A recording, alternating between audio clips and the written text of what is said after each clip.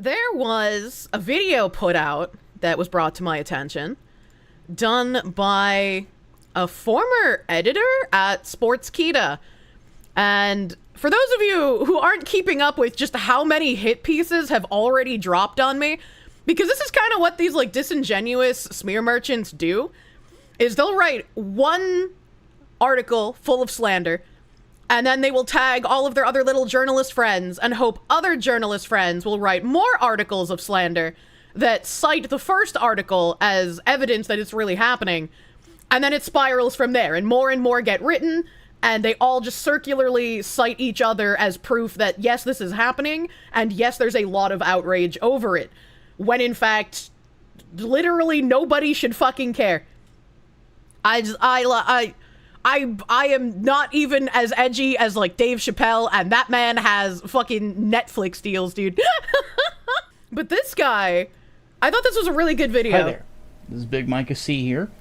Because, I am not a journalist. A lot of people enjoy calling me a journalist, because I guess you guys are my real haters, you know, fucking, why would you call me a slur? But, you know, because of all the work I've done on Bridge, and because of all the, like, investigative stuff I've done with Bridge, like, I've had so much going on in my life, I didn't even realize until just now talking about Bridge that their 2025, like, retreat thing already happened, and I didn't even look and see if there were, like, videos of that I could go find. Because I've just been so fucking busy with all of this nonsense. Maybe that was the goal all along. George Soros bought Vice, and so he didn't want me looking into Bridge any longer, and so he had his weird little journalist people smear me, so I'd have to focus on that instead of Bridge's retreat. I'm tin foiling out of my mind right now.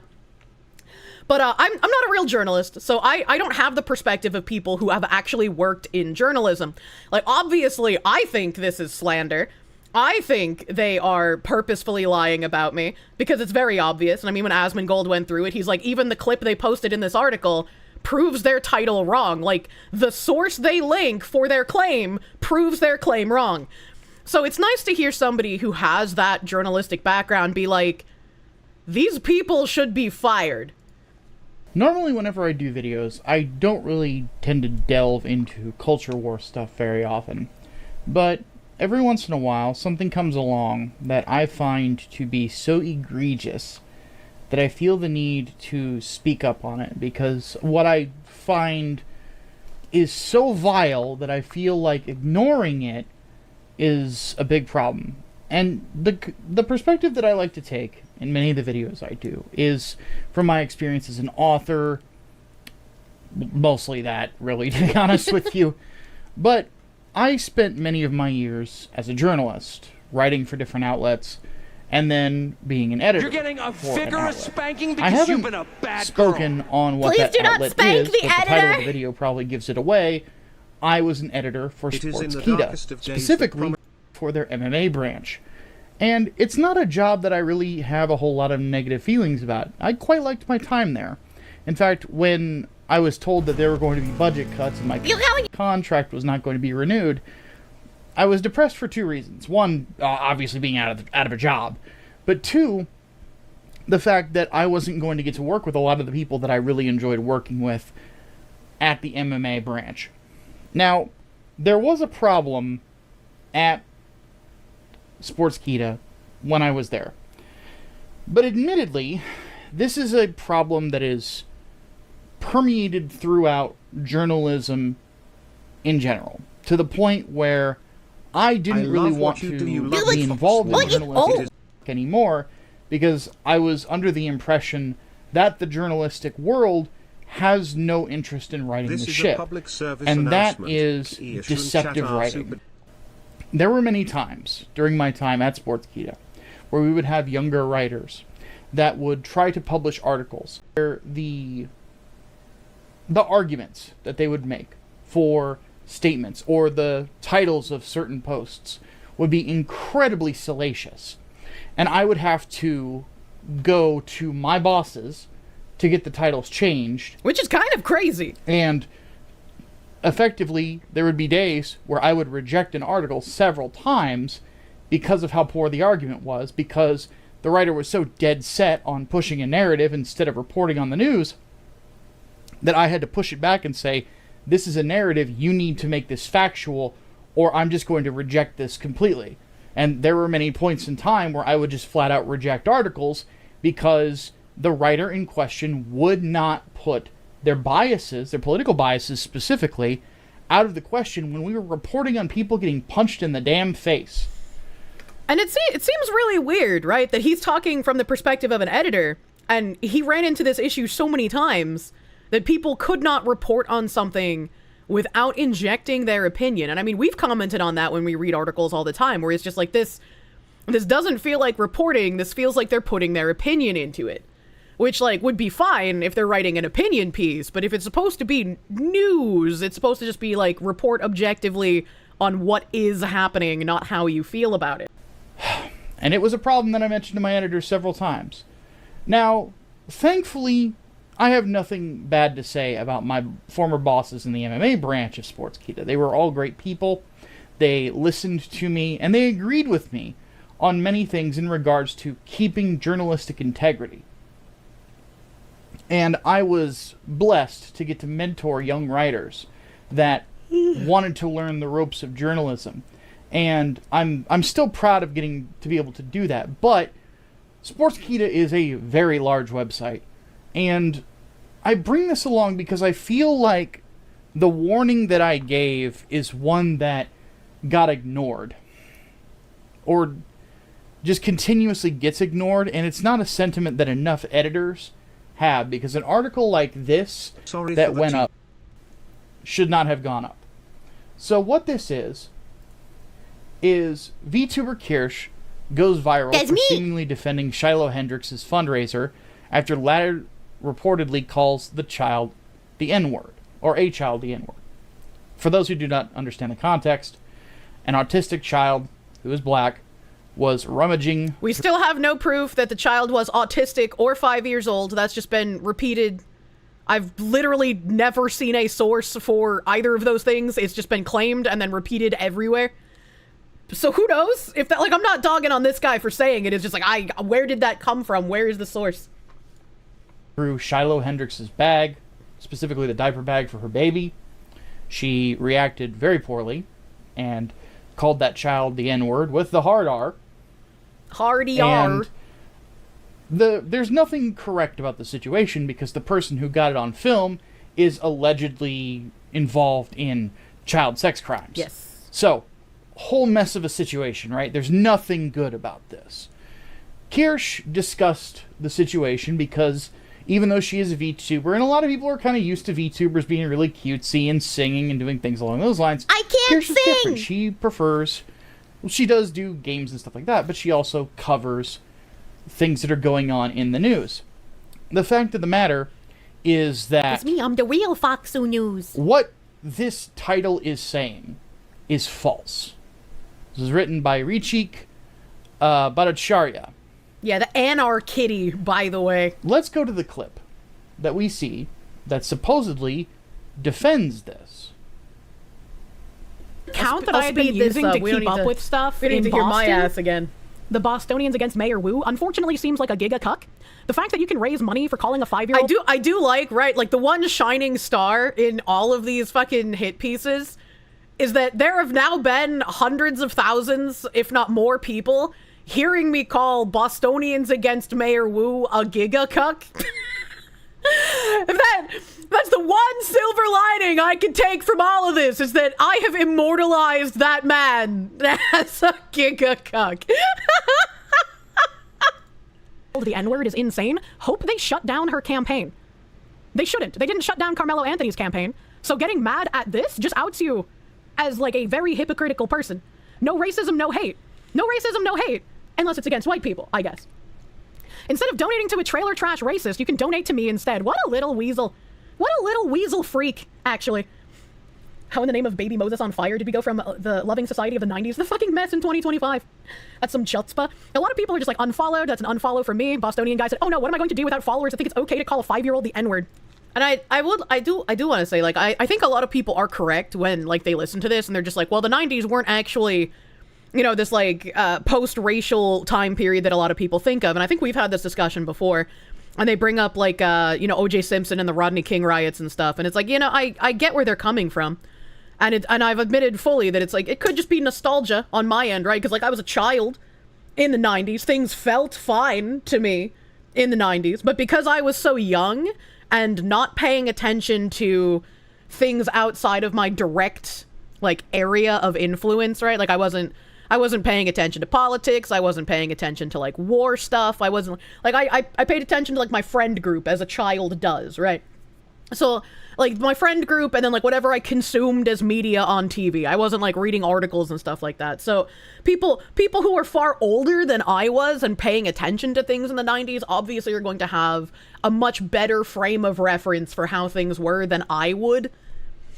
We were told that the post-racial society was on the way, and we were trending up to that time compared to the 80s, 70s, and 60s. And I mean, that could potentially be true, right? I don't know the trajectory of how things might have been like crazy bad in the 60s, and then the improvement in the 70s, and then the improvement in the 80s, and then even with the bad stuff in the 90s, maybe there was still improvement. I have no idea. What I do know is that throughout all of this time, obviously, Marxists had been doing the long march through all of our institutions. And so a lot of our generations were getting indoctrinated in colleges and in schools way before we started noticing it when we were adults in like the 2000s and the 2010s. I don't think most people think it's okay.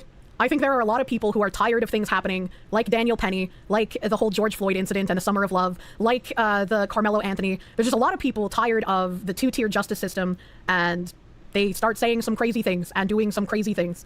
That doesn't make it okay, but it's like, that's just kind of the consequence of where we're at now, unfortunately. My and there are some people who are like fidgeting. accelerationists that are like, the pendulum is going to swing back so far it's going to break off, and I hope that's not true. I presented the entire bit in its context because I feel like the context is very important here. It is. And I want to bring up a quote. This is probably my favorite quote of all time whenever it comes to discussion of an event. I don't think this is from the C.S. 90s Lewis, were famous perfect, theologian, writer of Chronicles of Narnia, and Mere Christianity. An explanation of cause is not a justification by reason. What does this mean? This means that basically explaining why something happened does not mean that you endorse what happened. Is this another like form of the breakfast question? Because like it seems almost everyone I've watched who watched my clip are just like, Kirsche is not even giving her opinion on the situation. She's just explaining what she's seeing and what's actually happening in reality around her. She's not justifying things, she's explaining what's happening.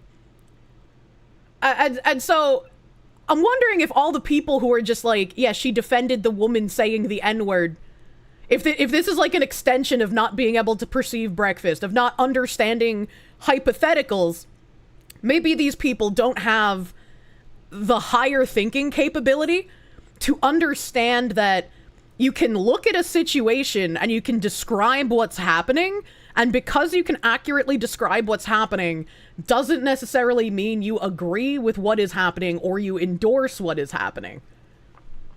Freezer temp IQ. It's like it's been kind of wild to watch unfold. It is not a indication of one's morals to say why something happened. If someone explained to me why they believed that the LA riots happened in the 90s, simply explaining what led up to it, what happened, and what happened afterwards, without giving any editorial on it, am I to assume, naturally, that they are endorsing such a thing? Correct. Of course not. Like, right, that's preposterous. crazy. In this particular case, Kirsche is explaining what is going on. That there are some people on the internet that see a young man stabbed to death, allegedly, by another young man. And because the young man who did the stabbing is black, a bunch of money gets raised for his court case. Don't see, he even went harder on that opinion than I did. I just said that's kind of weird. That people would raise money for a murderer. And this guy was like, yeah, it was because he was black. he even went further than I did. And then when the opposite happens, there's a big problem. Well, obviously, I mean, yeah, it obviously But she states specifically is, in this but that she does not want the pendulum to swing in any direction, nor is she saying what Shiloh Hendricks did was morally right or anything of the case. Yet the article is Correct. effectively alleging that. It's like I wouldn't care what skin color the kid was or what slur was thrown at him. I feel like it's very weird to like slur at children Hot take, by the way. What? There's no direct evidence of this. If you had put in here, Kirsche explains her thoughts behind why this is happening and criticizes such and such Twitter account. Sorry, I smacked something on my desk. That would be much more accurate. But the writer did not care to make an accurate, article, and the editor did not care enough to say, you are not making a strong enough argument for what you are alleging. She called him a fucking rat bastard. It wouldn't be any different, really. And no, I agree with you, right? It's like if I had a kid like rummaging through my shit, I'd be like, what the fuck are you doing? And then I would probably insult the parent that was with them. Which then brings up another question that I keep asking that hasn't had an answer. Where the fuck were this kid's parents? Where the fuck were they? In the title. Spicy cat raid. So, what the hell is this Welcome, spicy This is where Raiders. I'm Thank you, going to go Moomy with this. playing games. Like I said, I don't know Kirsche. I don't know this guy. Agree with all of her takes. In fact, I don't even know many of what her takes are on things. I only know of her mostly through reputation and from people who know her, like second, third-hand info, which say positive things about her. Aw, What she did here that's was not nice. And what she did here was simply explain why people feel a certain way. And there's no crime in that. Or anything of the sort. It's purely informational. So, this is what I am asking from Sportskeeda, as somebody who used to work for that website and knows that there are good people who work there. The good people who work there, you need to do what we did when I was in the MMA branch, and we had a writer who did something like this, and worked with a lazy editor to post something salacious like this. I'm calling for good Richik word. Bhattacharya to be fired. Oh. I'm calling for the editor who approved this to also be fired. Total journalism destruction! Get him out. Because what you have done has affected Kirsche negatively. True. A video game that she was very supportive of apparently dropped their support of her. It was called Crime Boss Rock City. Well, This I was almost done said in their response affectionate name. to a Vice article written by a rape apologist who says that she supports the idea of creating breeding grounds for cis women to be, and I quote, bred the shit out of. Lovely terminology. Very lovely. On top of this article. What you have done is incredibly irresponsible. And in doing such a thing, because this has real-life consequences, potentially for someone's even livelihood, Yes. as a writer, you deserve to lose your career. And I mean, he said he didn't know, hugely what was going on. This had been a harassment campaign for over a month by the time the Sportskeeda article dropped. So they were just another part. They were adding to a life ruination campaign of a bunch of people trying to get my sponsors to drop me, trying to cut off my financial stability, trying to make sure that I get, ruined financially. They want me deplatformed. And these same people will make fun of me for quoting Sam Hyde. But he's not wrong. These are people who want to see you broke, dead. They want to see your kids raped and brainwashed, and they think it's funny. They think this is amusing. They think they are the good people. As an editor, you deserve to lose your career. Many people, such as myself, had to work very hard to make sure that a site like Sportskeeda kept some level of positive thought in the public eye, simply in regards to reliability on what was being reported. This sort of an article will destroy you in the long run. The best thing you can do is offer up somebody to be crucified because they fucked up. Yep. And fuck-ups deserve to be punished. And it So- would be much better to offer yourself up to be crucified rather than just wait. Just wait until people's patience runs out when they're waiting for you to do the right thing. It's much better if you just do it yourself. So, that is my perspective on the situation. This is probably the last time I'm going to speak on something like this for a while, so don't expect it again. I felt the need to speak on this simply because I used to work for these guys, and it is mortifying to see a website that I used to work for, where I had a lot of great people around me that I worked with, be poisoned by people like this. And their shoddy work and their baseless accusations. Again, Richik Bhattacharya should be fired. And I will leave it at that. Thank you so much for watching. And I appreciate this guy. I appreciate it. That's fucking crazy to hear somebody say it in, so few words. Everyone's favorite foot in mouth editor person decided to make another tweet And he kind of essayed a bit more than even I did. And this essay can essentially be summed up as, I was probably told to make this because I'm bringing bad optics to my company. So I'm going to write up something that makes me sound good, but actually what's happening to Kirsche is a good thing. And anyone who looks at the evidence, the evidence speaks loud, you know? If the actions or beliefs of a creator are problematic, I think the receipts will speak loudly enough. Attacking you. I turned my alerts off. I think the receipts will speak loudly enough to those willing to listen. I could have been more clear in my previous tweet. Yeah, we all know what you want to happen. Oh yeah, we all know. Anna's approach isn't in line with what I find personally acceptable nor productive. You've literally been retweeting things and replying to people who have been trying to get me dropped from sponsors for months. We've all seen your tweets. We all have it archived. It would be in your best interest to shut your fucking mouth. And I'm giving you that advice, even though I shouldn't. And down here even, he says, I want to say I'm thankful for those who reached out privately to me as my tweet hit Kirsche's radar and hate started to flood in. I'm sorry.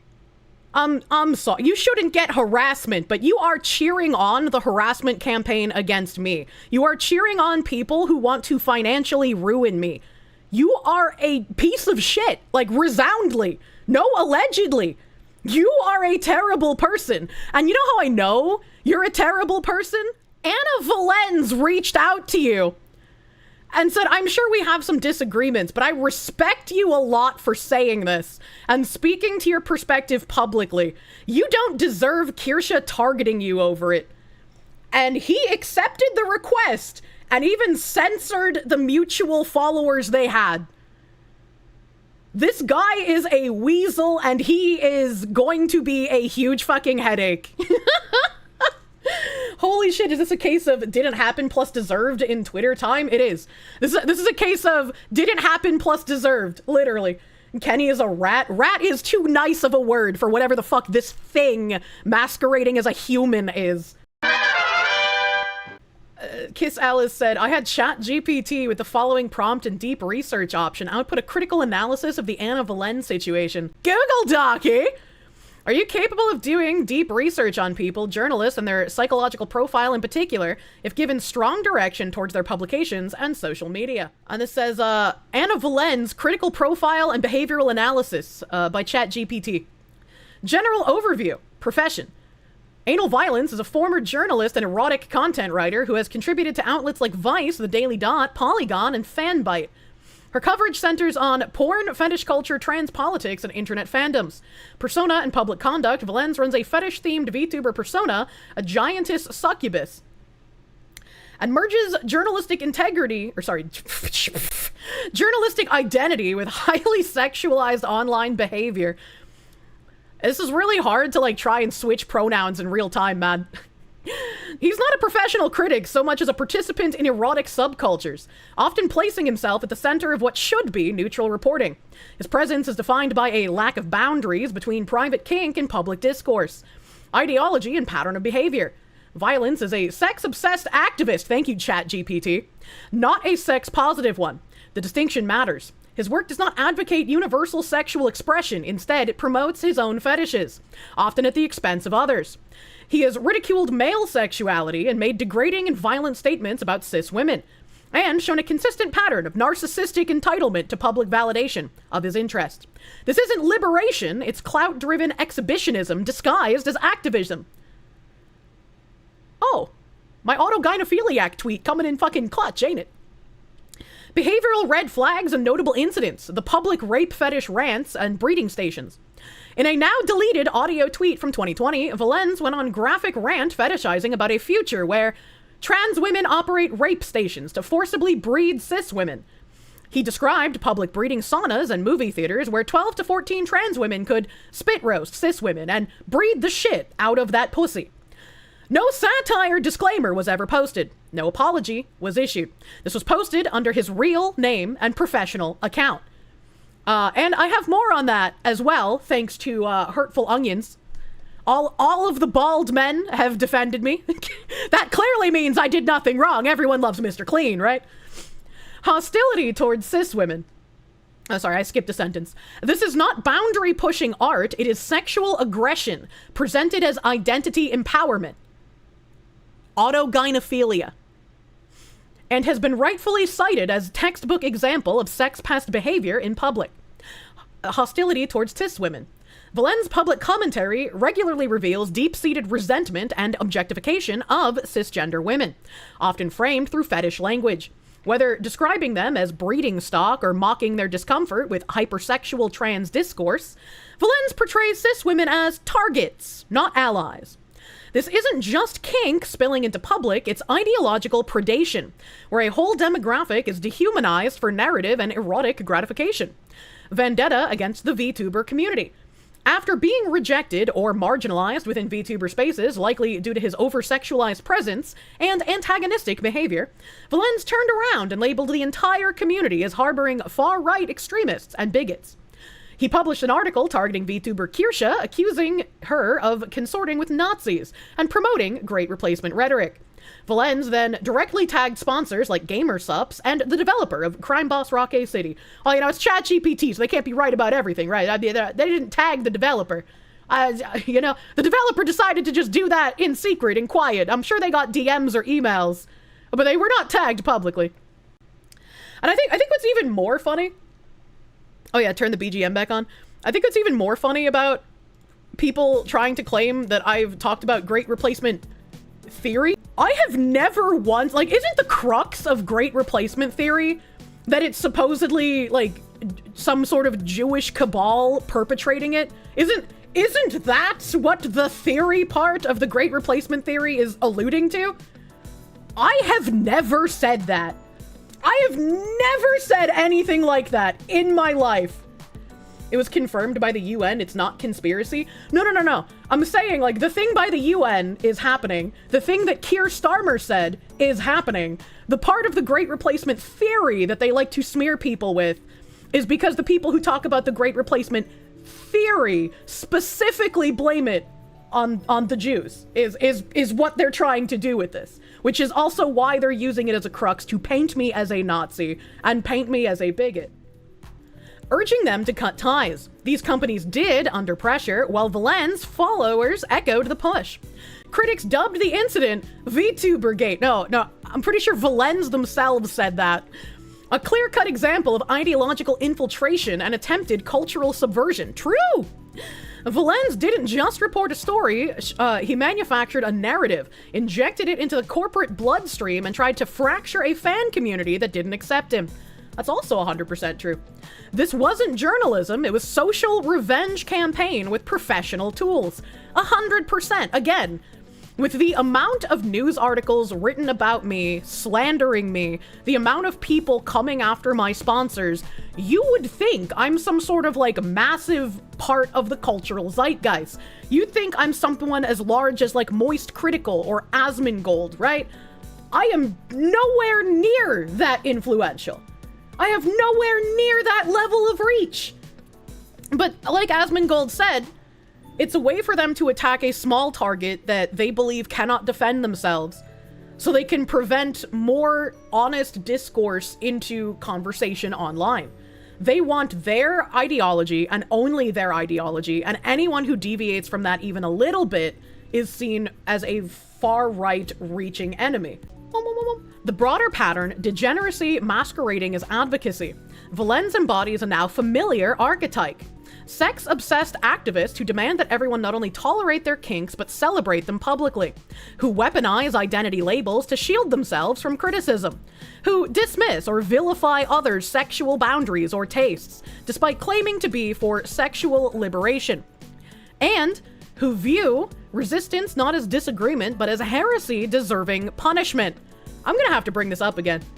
I'm gonna have to bring it, my tweet is literally going to become an evergreen meme.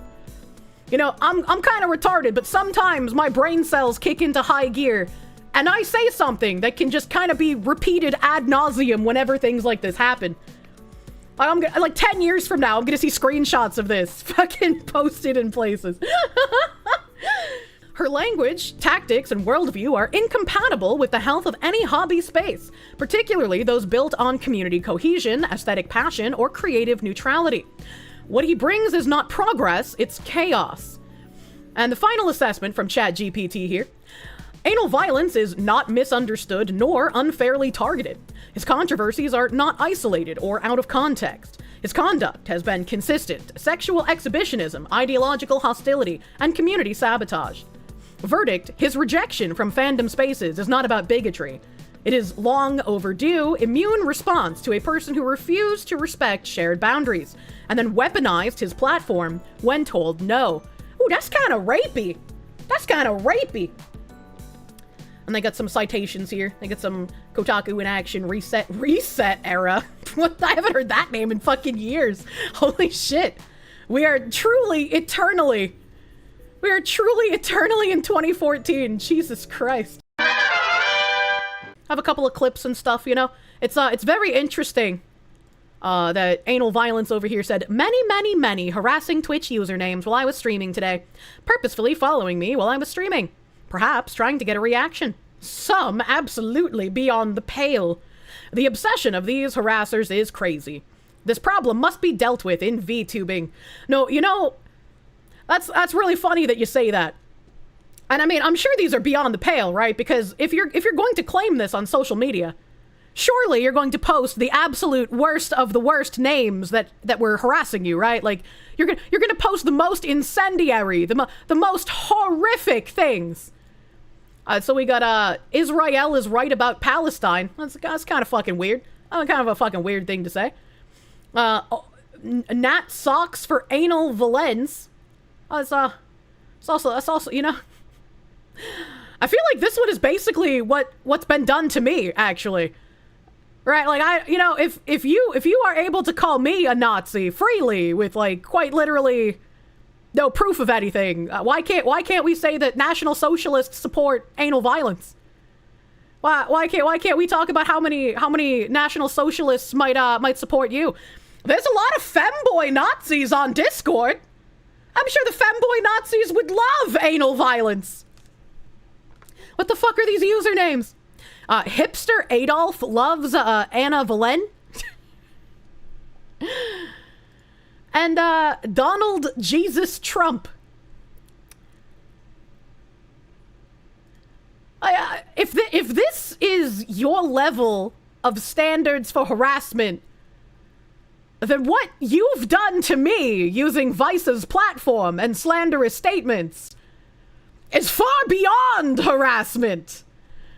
I don't even know what kind of word I would use, considering this is your standard for what harassment is.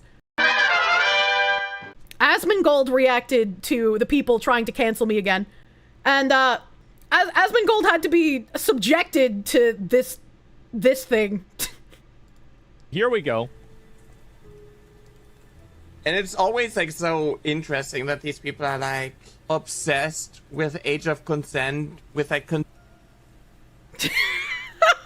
His fucking face.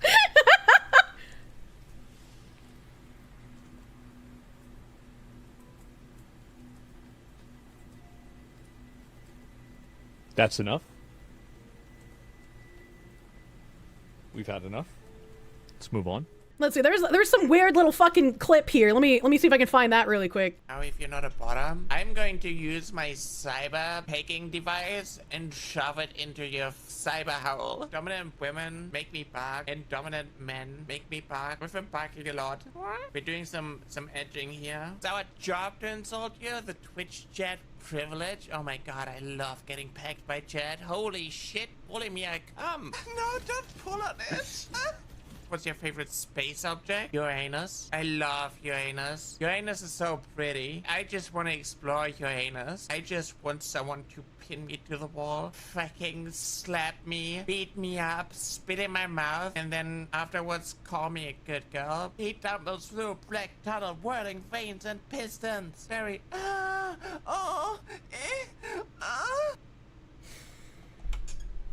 And like normally I'd be like, all right, this guy's making some jokes, right? Like he's making haha funnies. But when the entirety of your content seems to revolve around sexual things, and you constantly talk about the age of consent and how much, like, trans kids need support, it starts getting a little weird. Starts getting a little, like, I don't know, guy, what's happening here? It starts getting a little, once it's realized that most trans activists are autogynephiliac males or ideologues pushing their political views with an identity shield to prevent criticism, all the power-hungry threats and graphic murder fantasies make a lot of sense. I just, you know, like, I keep being proven correct, and it's a little strange.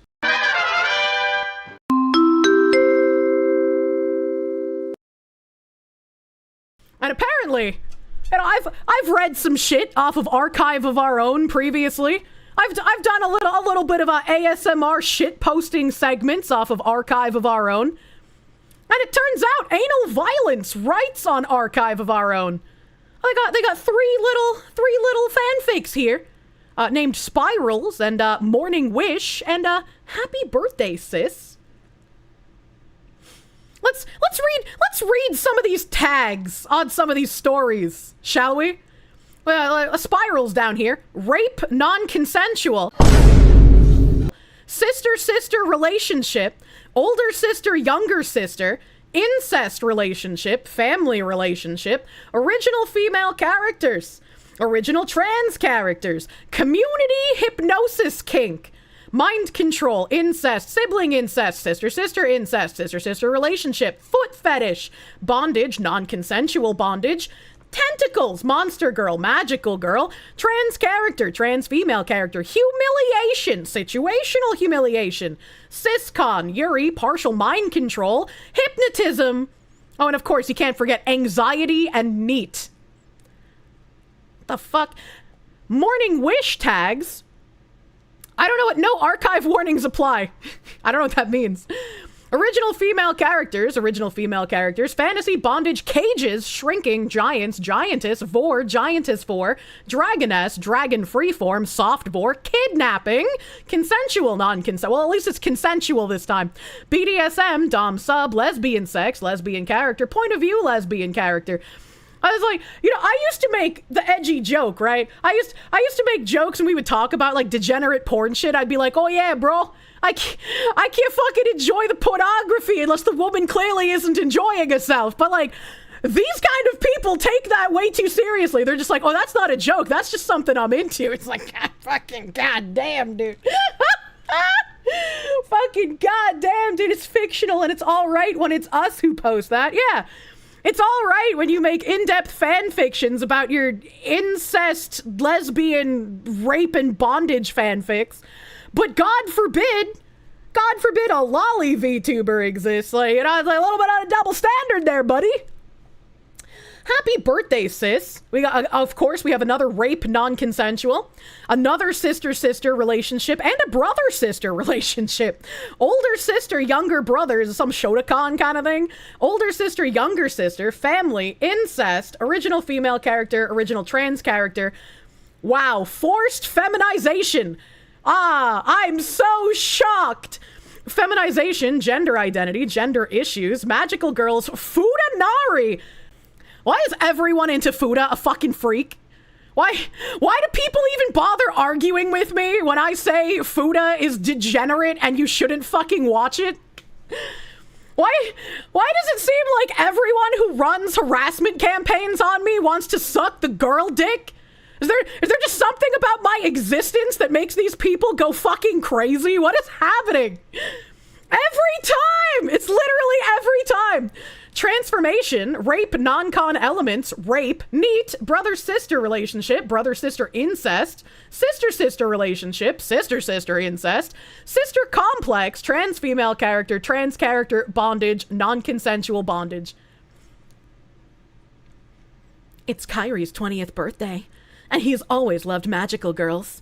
His sister, a magical girl herself, decides to offer him a special present that he'll never forget. Forced feminization starts male-female, part of the Majestic Shield series. This is a fucking series? Also, isn't Kyrie like a basketball guy?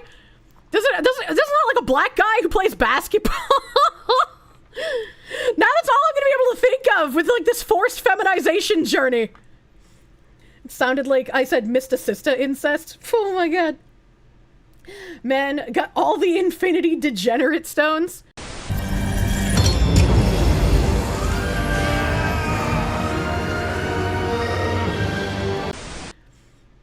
Oh my god. What? Happy birthday to me, I thought to myself, grinning ear to ear as my big sister Calliope led me down the dormitory hallway. We got fucking Maury Calliope being a mommy dommy to fucking basketball Kyrie? What? What the fuck? What the fuck is going on? I have to keep calling him that because I can't remember the other name in Kyrie.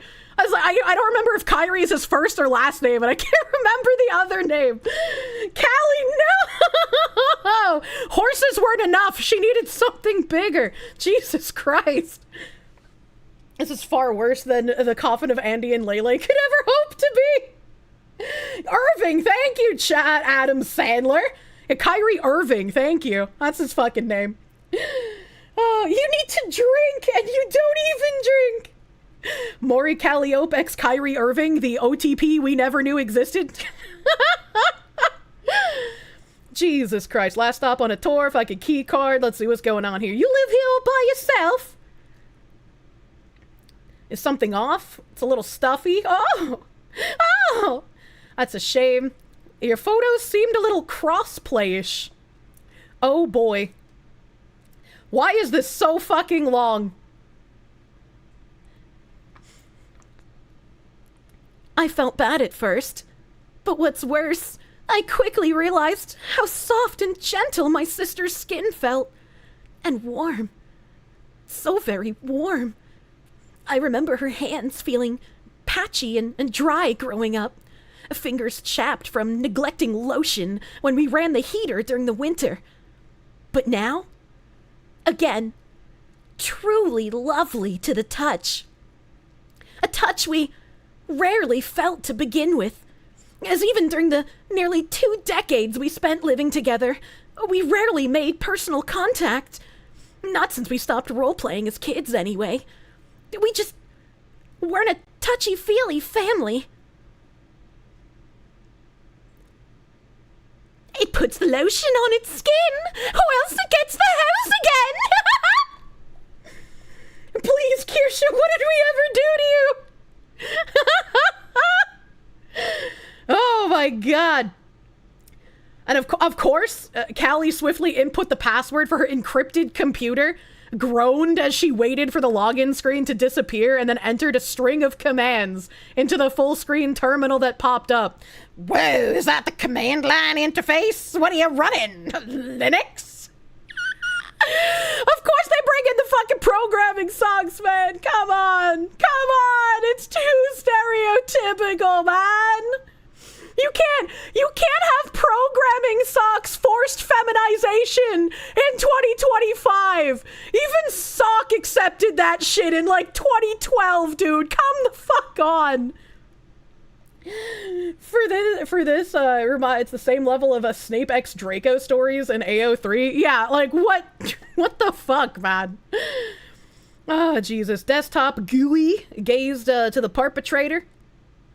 What? I meant...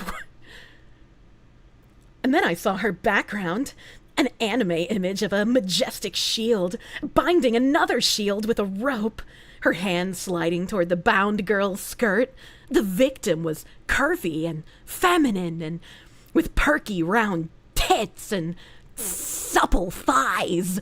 Now, oddly enough, the tied-up girl seemed to have a visible bulge pressing into her skirt's fabric, comically so, leaving little to the imagination. Like a Futanari doujinshi. Over the top and entirely unrealistic in every single way. My gaze turned to the perpetrator, who had slim thighs and a lanky build, almost looking like a nerd girl who couldn't help but perv on her Fuda friend. If I didn't know any better, I'd say she looked suspiciously like my sister, but it was all just a coincidence. Jesus fucking Christ. No bulges, I beg you. I recognize that bulge. Holy fuck. What else? What else is, how long is this? This is so fucking long. I gotta find. Oh no.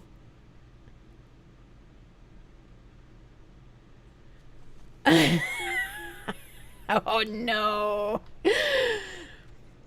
Happy birthday! The ground shook. An enormous whizzing sound arose from under Callie's bed. Two metallic arms shot out from each side and gripped my wrists, drawing my limbs apart and dragging me all the way to the headboard. Oh boy. Oh, it's happening. Oh god. It's happening. I'm a boy. I can't be a majestic shield. Well, that's two problems we can fix. I guess you're technically getting 4 presents this year, she said, happily humming to herself. Okay. All right.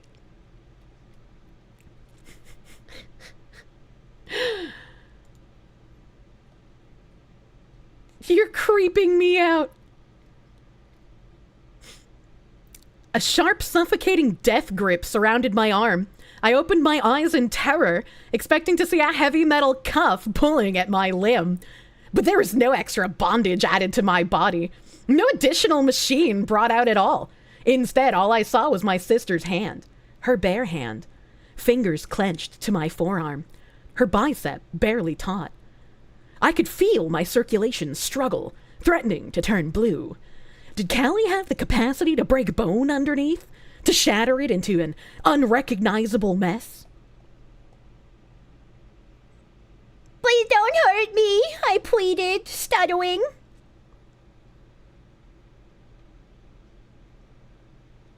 Oh gee, this they get sexual here. What if look how fucking long this is. I am what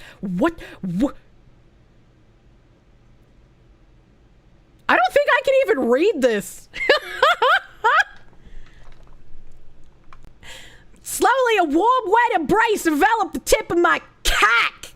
My sister gently lowered herself onto me, moans escaping her lips as she pressed my head into her pussy.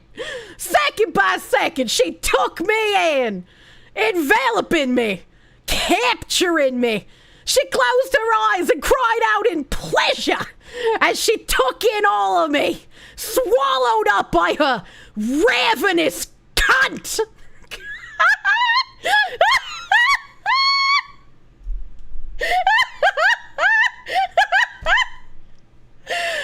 Channeling the spirit of Gilbert fucking Gottfried. Holy shit. I looked over my arms. My muscles had already disappeared, replaced with curvy fat. I have a girl cock now!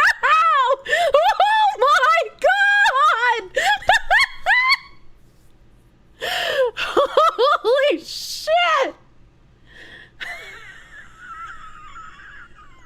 I can't read this fucking sentence. I can't read this.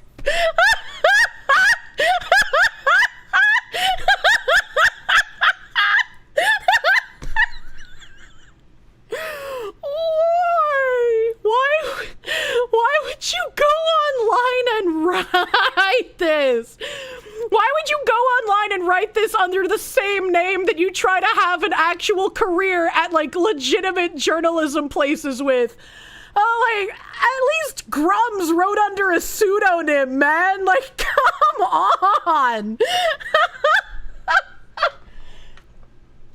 Holy shit. Waypoint stands with Anna Valens. Now, I'm not really sure what Waypoint even is, considering this is on Vice. Sada, what even are you? Who? Yeah, literally who? It's time to definitively stand on business and say that what's happening to Waypoint's own Anna Valens is utterly unacceptable.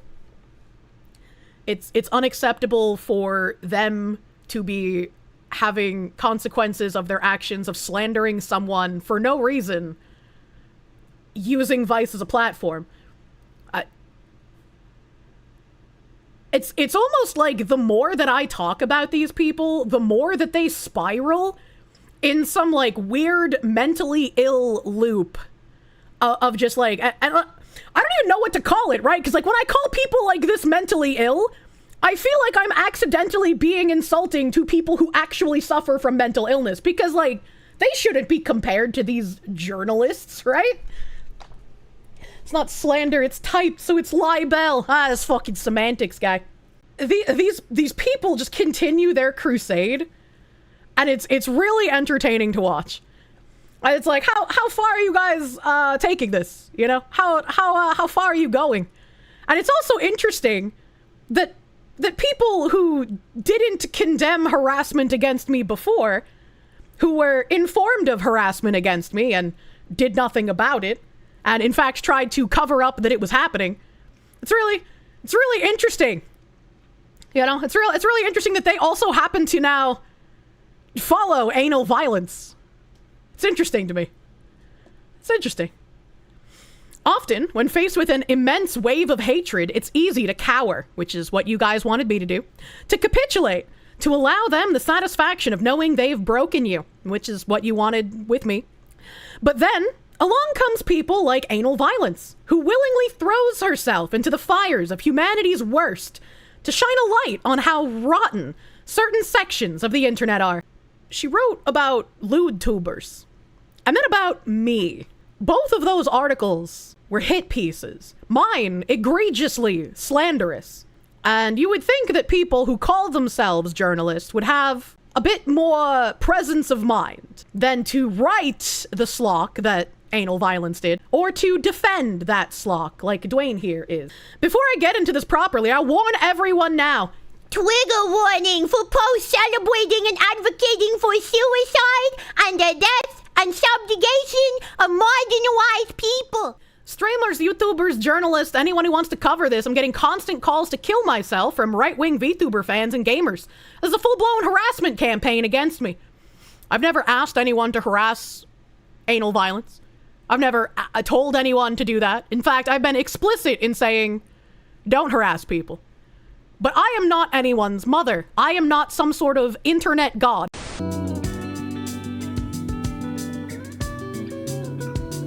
My skin might be virtual, but I am not like Loeb. I cannot compel anyone to do anything.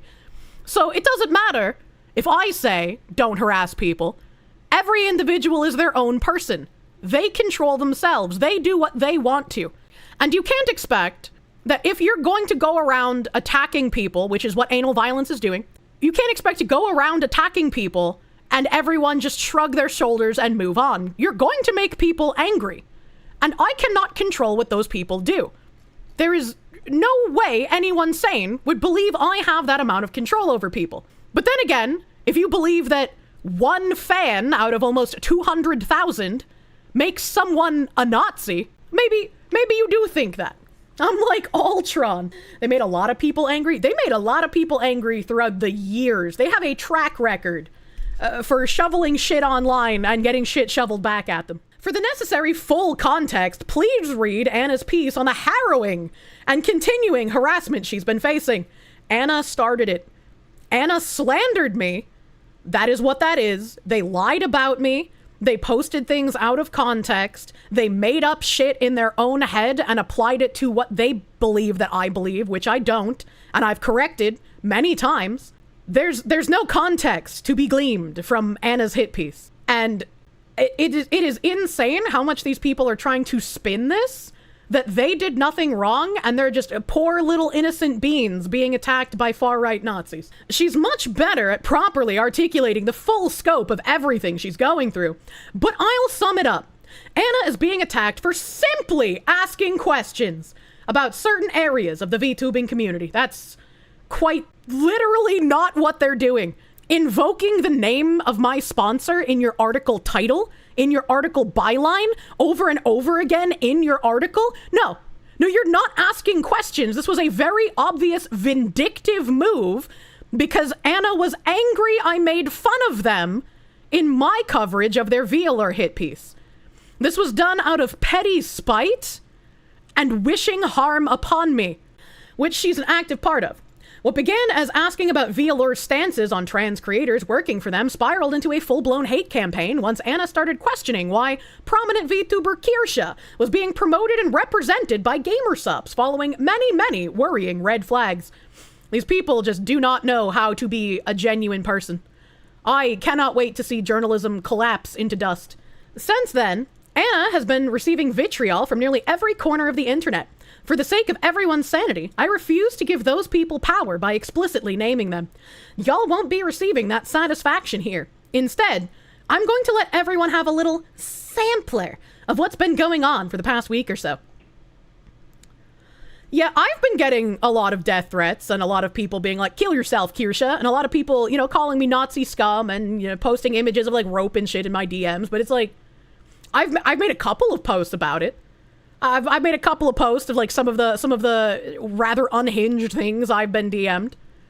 I've brought it up a couple of times because it's like, man, these people are kind of fucking weird. I'm sorry for what I'm about to show y'all, but Anna's struggle must be shown in its totality. And I got some screenshots here. This didn't even have anything to do. That's really weird that they added this tweet from me. That's really weird that they added this. Jamie, can we pull up this tweet for me to show how old this tweet is? Asmongold hits the nail on the head about woke journalists. I want these people to suffer because that's what they did to me. What goes around comes around, and we're coming. You should have just left my video games alone. And I'll play Asmongold's clip again, because why not? I like listening to the Mold King. Look right here, and I'll show you. Like, people think I'm fucking crazy. I'm not. Look at this. People wonder are tax dollars used to promote wokeness in video games? Answer is yes. USAID paid Politico millions of dollars a year to write pieces like this one, which promotes diversity and describes Gamergate as disinformation and harassment campaign. So this is the thing, guys. I want these people to suffer because that's what they did to me. I want to set an example. Get rid of these people. Put them, like, completely out of their jobs. Get rid of them. Make an example of them. Say, listen, this is what happens. Gamers rise up. What goes around? Yep, what goes around comes around. And we're coming. We're fucking coming. And it's not because we're being raped in breeding camps. It's because you are throwing stones and slandering people. And I agreed with Asmongold. I said, based, I've been saying this for ages. Sam Hyde quote is eternal. And this makes people on the other side of the aisle fucking seethe. Think what you want about Sam Hyde. Think he might be a bad person. He could be. He's got some strange allegations about him. But that doesn't make this quote any less fucking true. When we win, do not forget that these people want you broke, dead, your kids raped and brainwashed, and they think it's funny. Since March, I have had these people trying to harm me financially, adding all of my sponsors, adding companies I've worked with that aren't even sponsors of me anymore because they're short-term contract. This is what they're doing. And they want to play victim while they are doing this. And so, yeah, just like this other guy said. And it is mortifying to see a website that I used to work for, where I had a lot of great people around me that I worked with, be poisoned by people like this. And their shoddy work and their baseless accusations. Again, Richik Bhattacharya should be fired. And I will leave it at that. Thank you. I think all of the journalists who have written slanderous things about me should be fired. They've been trying to go after my sponsors, so why would I feel any different? They've been going after me. They've been trying to ruin me financially. Am I supposed to sit here and be like, oh, I hope nothing but the best for them. I am a sweet Foxu who doesn't want anything bad to happen to the bad people doing bad things to me. No, that is cuck mentality. That is absolute cuck mentality, man. And has been receiving vitriol from nearly every corner of the internet. He put this tweet here from me. And this tweet is in response to Asmongold back in February.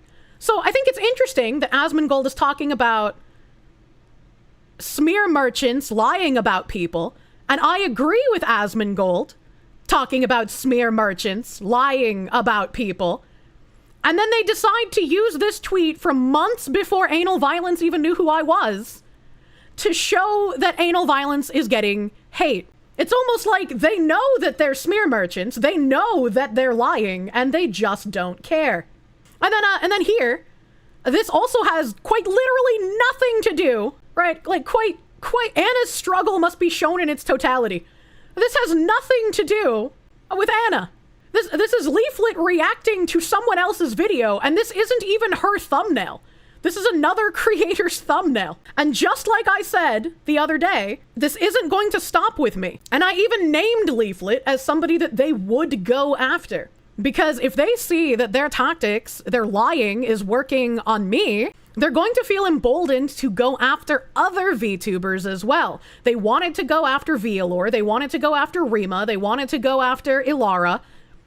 But I made a much easier target for them to go after when I made fun of Anna's Vialor hit piece. And after me, they're going to spread out and they're going to attack any VTuber that says anything even slightly off from what their beliefs are. Here's the deal. Anna's ongoing plight has reached critical mass. The people advocating for Anna, anyone belonging to the LGBTQIA+ community, is absolutely not. Absolutely not. There are plenty of people who are gay and trans, or part of like the LGBT people, who have been deriding Anna as well, because they know that Anna is lying. They know that Anna is disingenuous, and they know that Anna writes about fucking crazy shit. Back when the Fall Guys article came out that now Anna is trying to retcon and claim they wrote something different than what was actually written, and you can see that in the archive, they got a ton of backlash from gay people when they wrote that article. So this is, again, just trying to appeal to people's emotions to paint themselves as a victim when they have been the attacker the entire time. Any other marginalized groups to endlessly suffer. That's only one part of a truly disgusting equation. The other, equally important part is, why are clear, unambiguous bigots and racists allowed major platforms? And people have started trying to mass report both my Twitch and my YouTube. There have been Twitter posts about people trying to organize doing this, because since they have been ineffective in getting my actual sponsors to drop me, Crime Boss Cucks aside, since they've been ineffective in getting my other sponsors to drop me, they now have to try and deplatform me. Later that same evening.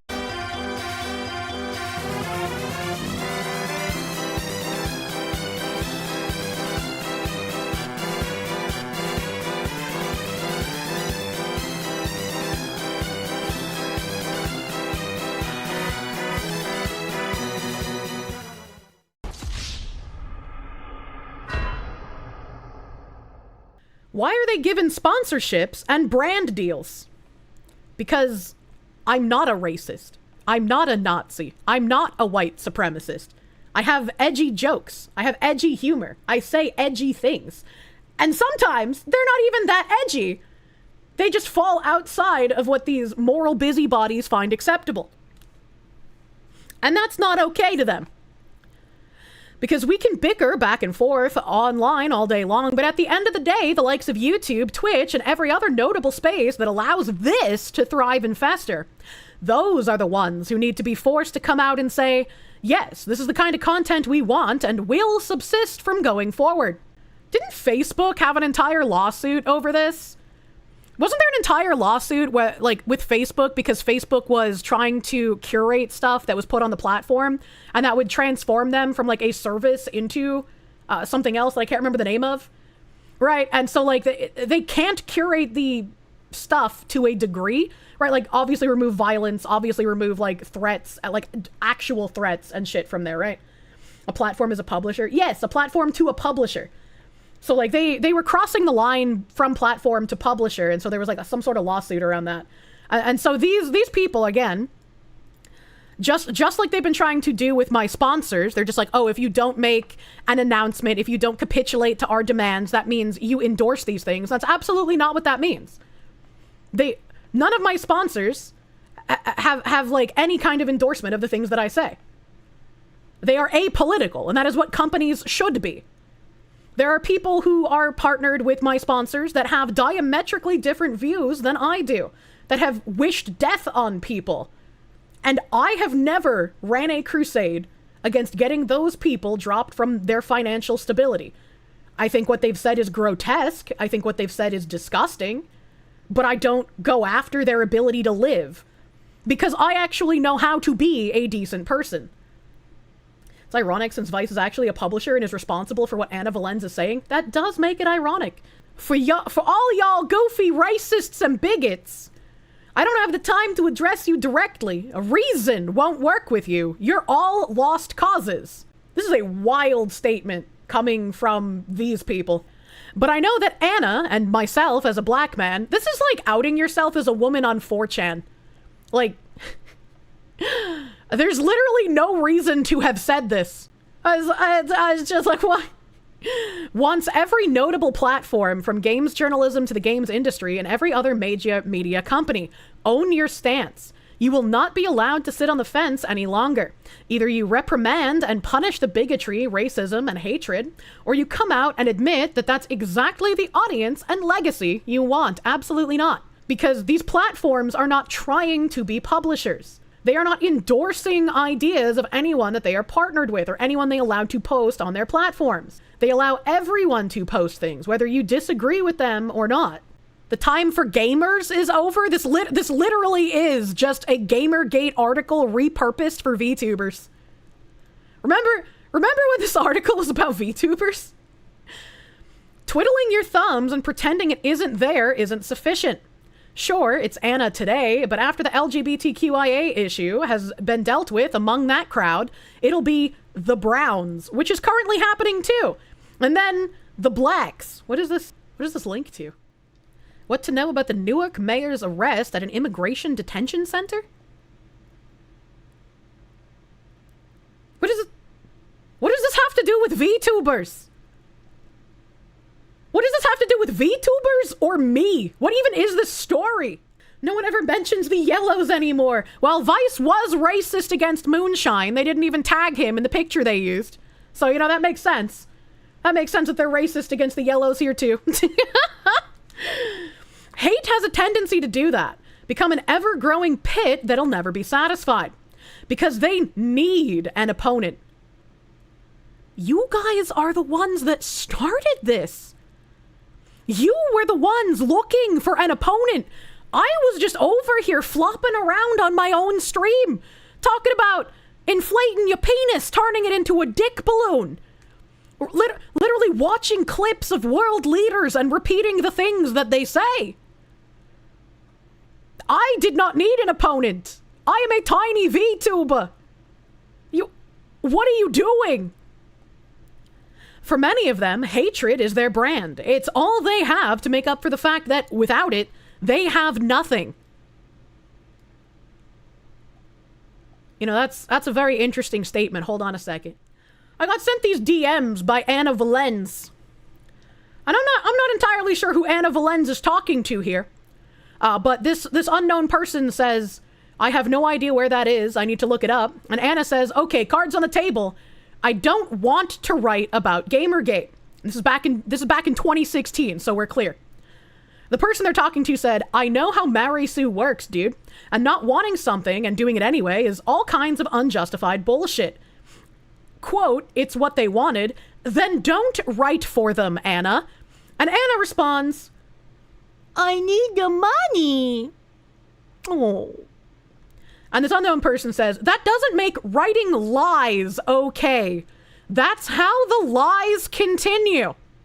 So apparently this person thought that Anna was writing about lies. And Anna said, I didn't even want to write about that, but I needed the money, confirming that they knew they were doing something duplicitous. So it seems like Anna has a track record of lying on the platforms that they pretend to be a journalist for. That's pretty interesting. And this conversation continues with Anna saying, for me, part of it comes down to outlets that pay well. Not because I want more money, but because my 2 steady jobs don't quite pay enough. They're around $600 a month each, which means I have to go for some of these places that are kinda mixed up. Like, I'm sure you can imagine I hated Vice Gaming's Zoe video, and I think the Mary Sue is a joke. But sadly, they have the money. So it's hard to say no. At least in this field, it's easy to change your focus and tone very easily. You can go from op-eds to investigative work fast, as long as someone believes you can. And then you can go to making libelous statements about someone you know nothing about, using people who have been harassing them and anonymous sources. You know, it doesn't really matter as long as you can make money off of it, huh, Anna? I guess that's the crux of things here. That I turn down sponsors that I feel are bad for me, because even when I was incredibly poor and unable to pay my bills on time all the time, I did not want to take sponsors that I didn't agree with. But it seems that you actually have no moralistic standards, because you don't care if you are writing lies or are writing about things that you disagree with. That's very interesting. It's very interesting, the two different kinds of people that we are. Send these DMs to Legal Mindset and see what he says. No ethics. Now that's some 4K grifting. Yeah, we're 4K multi-track grifting, baby. So, anal violence and, you know, my other harasser thing, tweeted out about how, you know, I'm the one sending harassment and I'm the one being a bully here. After I retweeted, actually I'm a fox, to someone trying to crusade hate and harassment against me while calling me slurs. And I just got a very interesting thing. You know, that person that lobbed slurs and wanted to crusade against me says, at everyone, hey, so I just got an email saying that I've been terminated from the Advanced Ambassador Program because I used slurs in a tweet. And honestly, I say to hell with it. It's so funny to see white people get offended when a slur isn't even a slur used against them. But I digress. I'm fine with losing that sponsorship if it means that my voice isn't silenced. If bigots can call me the hard ER and make racist jokes against black people, why they shaking like a leaf now? Rip bozos. And then they have the little terminated of affiliation with Advanced. And all I have to say is thank you. Thank you, Advanced. I didn't even contact them. I've never sent any communications to Advanced GG whatsoever. I made that one tweet. That's all I did. And fucking Advanced, I know I'm not partnered with you. I know I'm partnered with GamerSups, but like, fuck. Thank you for standing on principle. Thank you for recognizing who the actual hate mob is in this equation. There certainly isn't a personality worth being around underneath all of that filth, after all. They're classical bullies, and they crave your engagement. So rather than engaging them personally, you engage the forces funding and feeding their nonsense. The ball's in everyone else's court now. Choose. What a strange call to action to rile up crazy people into trying to get sponsors and financial revenue streams removed from people because you perceive them as an ideological enemy that must be resoundingly destroyed. It's almost like proving that Sam Hyde quote correct once again. Like, you keep making fun of us for, like, quoting these things, but then you just keep proving it correct. Like, I just don't understand. More irony on the fire. We have another anal violence tweet saying, as her community continues to harass me, I seem to have quite the rent-free living in Kirsche's head. My dude, you are literally a journalist at Vice who has written not one, but 2 seething hit pieces at me. Your boss has written a seething hit piece, basically because of me, in support of you. Other journalistic sites have written hit pieces on me because you keep tagging every journalist under the sun to repost your lies. Whomst is living in whom's head rent-free again. I know it's in your best interest if I just shut up and take it, but that's not the kind of woman I am. I'm a nasty little woman, you see? Lampy Lamp Devil responded here. You didn't even throw the first stone. Bint and others have been posting, hey, look at Kirsche being a fucking Nazi for months and months, for at least a year maybe even. Which goes to show the power of journalism, to be honest. She's been like this forever. She's only pissing herself now. Did you just admit the harassment campaign against me for months that I've been talking about, that was used as the evidence in Anna's Vice article that there was any kind of controversy. Did you just use that harassment campaign? Fucking caught, bro. Why would you type this on the internet? Why would you give me this free fucking win? Lord, I am so grateful that you have made my enemies this way, because what the fuck? Caught in fucking 4K. Like, this isn't even 4K. They're like glowing like a radiation fucking building, dude. Like, what is this? Why would you write this? It's on Blue Sky, you won't see it. That's true. They thought that they were safe on Blue Sky, like nobody would see it. You know, like the 3 people that use that website to post, indecent things. What is this? In other news, Kirsche reading my magical girl force femme siscon erotica on stream, because clearly this is appropriate and relevant to do to a reporter.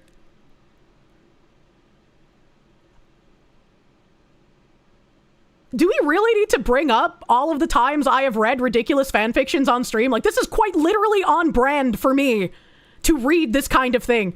I would do this to you if you were a reporter, if you were a politician, if you were another content creator, if you were some fucking lolcow like Chris Chan. I would have read this fanfiction no matter who the fuck you were. Definitely not an attempt to shame a trans woman for her sexuality. I don't give a shit that you're trans. You're a fucking freak. You'd be a freak if you were straight. You'd be a freak if you were bisexual. I don't fucking care what you are. You are dangerous and disturbed as an individual. He's a freak 100%. And it's just like, I know they're just going to cry victim about this again, but it's like, you have literally written articles on a massive platform calling me a white supremacist and a Nazi. You have been going after my sponsors. You have been trying to ruin me. Calling you a freak is nowhere in even the same ballpark as those things. He could be any one of us. Oh my god, he's a funny oddity on your own, but with his behavior, you become a real freak. And doesn't want people to read it, why post it? Yeah, also that, right? Like, why post it online if you don't want people to read it? Later, in the void. For proof, around 9627. I even gave you funny little voices when I read it. I read it the same way I read all of my weird smut things that I bring up on stream. I put effort into that, madam. I put effort into it, ma'am. So when you own Vice, which office are you going to choose? Oh my god. Manya! This is like a weird article by subhuman Kumar, subhum Kumar. I am so bad at pronouncing things, dude. Coefficient community defends white supremacist Kirsche and bigoted VTubers. Guess cancel culture has selective hearing. And if I was retarded, I would ask, why are they going after Coefficient? I've never even interacted with this man. And apparently it's not even him, it's his community. If he said anything about me, I don't even know, right? I don't even know. So it's just his community, I guess, apparently, because they put Discord screenshots. And they've dropped all pretense of supposed white supremacist, and they're just calling me a white supremacist now. Despite the fact that over and over I have said that I am not. And I've never actually said anything that could be genuinely misconstrued as such. Only people with mental illnesses believe that me repeating the words of the UK Prime Minister are white supremacy. Among the ongoing tensions within the VTuber community, a disturbing pattern has emerged. Voices calling out racism are silenced or disregarded. It's also tiresome, chat. While those spreading harmful narratives are defended or left unquestioned, the case of streamer Coefficient and their community's reaction to white supremacist aligned VTuber Kirsche has prompted outrage among people who have long been wary of fascist infiltration in an environment once recognized for its LGBTQ+ friendliness. This is just literally made up in your head. There is no fascist infiltration And there is no overarching VTuber community that was like some LGBTQ plus hug box. The reason VTubing got popular in the West is because of clips of Japanese women being VTubers being cute and singing the N-word. What the fuck are you talking about, you fucking tourist? Fuck off, journo scum. And again, they drop pretense and they literally just call me white supremacist aligned. Like, I wish I had the money to do something because I could just start collecting websites, man. Coefficient is an established personality in the VTuber community known for supporting and promoting a variety of talents. However, their community has increasingly tolerated, if not overly supported, prejudiced characters like Kirsche, who has been accused of promoting white supremacist and anti-LGBTQ plus ideologies. I've been accused by a few seething Twitter freaks who have convinced some content creators to believe their lies, and one person using their massive platform as a journalist at Vice to print libel against me. So they posted this as like proof that Coefficient's community is defending me. Someone said, I'm not sure if I'm glad I know this now, but thank you for the context. I suppose drama doesn't exactly exist to make people happier. All I know is that when people's content is just reacting to controversial videos and covering drama, I tune out so fast. That sounds not like defending me. That sounds like they wouldn't watch my content. Someone else said, yeah, it's just pointless drama. If you don't like Person X, don't engage or look at them. Why is this so hard for people?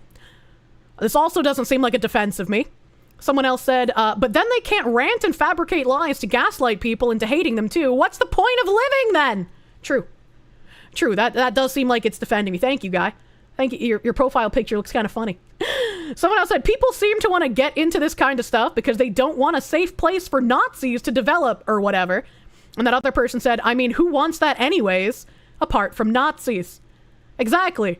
I have unironically banned people in my Discord who espouse actual white supremacist things. I have banned people who are whales in my community who donated thousands of dollars. I have banned those people once I found out that they were actually advocating for genuine white supremacist talking points. My mods have track records of this. I am a receipt keeper. I'm fucking autistic about keeping receipts. All right? Okay? Literally 1984. Literally 1984. There's a lot of gymnastics that go online where people start making associations by themselves, where supporting this thing vaguely means you must directly be also spewing hate or whatever. By that measure, don't use Twitch or Twitter. Holy shit. If using the same platform means you agree with everything on it or everyone on it, don't use anything. And they bring up a good point. These people only just now started going after Twitch and YouTube in order to deplatform me. This whole time, they've been trying to go after my sponsors to drop me financially because they wanted to cause harm above all else. Nazi has lost all meanings nowadays. 9 out of 10 times when I see it being thrown around, it means the other side must be doing something right. Yeah, pretty much. If you have to be called a Nazi, you probably just said something that they disagreed with that wasn't even, like, crazy, right? Like, everyone who's made videos on my situation is just, like, literally, Kirsche's just correct. That's Nazis aren't a normal position, and the fact that that word has gotten watered down so fucking much is insane. Most of the times, it's used nowadays as just a, I'm losing and don't know what clever thing to say, so you're a Nazi. And the other person said, you're not seeing their point. And there's some tweeter posts over here. Some tweeter posts. If your controversial beliefs coincide with the Nazis, then you're a fucking Nazi. Did you know that Hitler drank water? That means you're a Nazi. This isn't even like blatantly supporting me. This is more just making fun of the people trying to ruin my life because their points are so flimsy that it's asinine anyone is taking it seriously.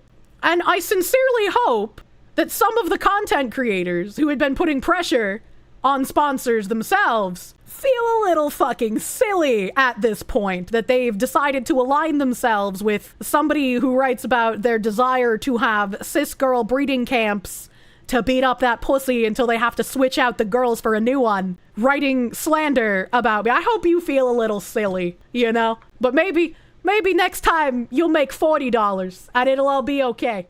Despite this, many in the VTubing space, including Coefficient supporters, continue to characterize criticism of these individuals as overbearing or rooted in cancel culture.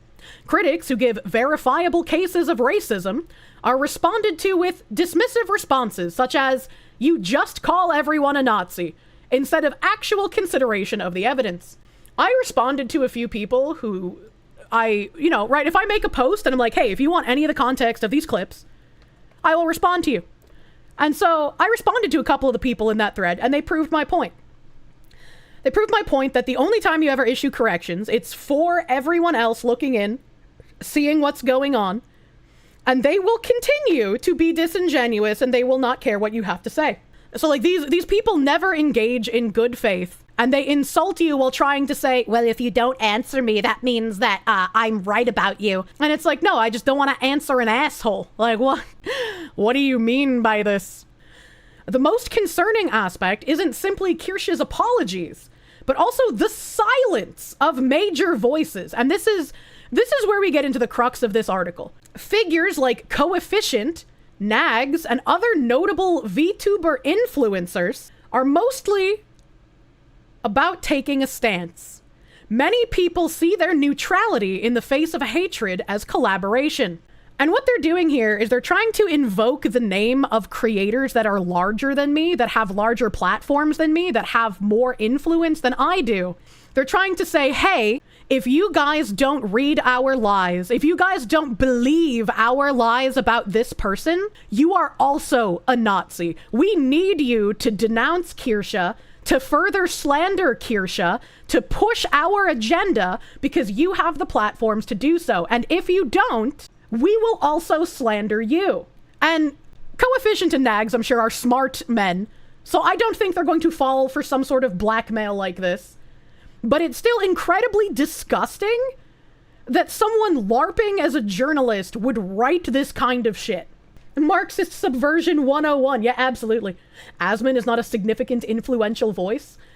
They already call Asmon a Nazi, so Asmon defending me just paints me as more of a Nazi to these guys. That's how crazy things have gotten. Fucking most watched normie streamer Asmongold is now a Nazi. It's funny how these people don't see themselves as a villain. They feel like they are allowed to do these things because they do it for your own good. They are morally righteous, so anything they do is right and good. Anything you do is bad. Which is why there's a ton of like room temp IQ people running around being like, I thought people like Kirsche hated cancel culture. So why is Kirsche cancel culturing the developers of this game? Why would you do that? It's not cancel culture. I'm literally defending myself from cancel culture. You absolute monkey. You absolute primate. You absolute tiny amoeba. How could you let a Kirsche have more brain activity than you? Even those who disagree with the defenders hardly respond effectively.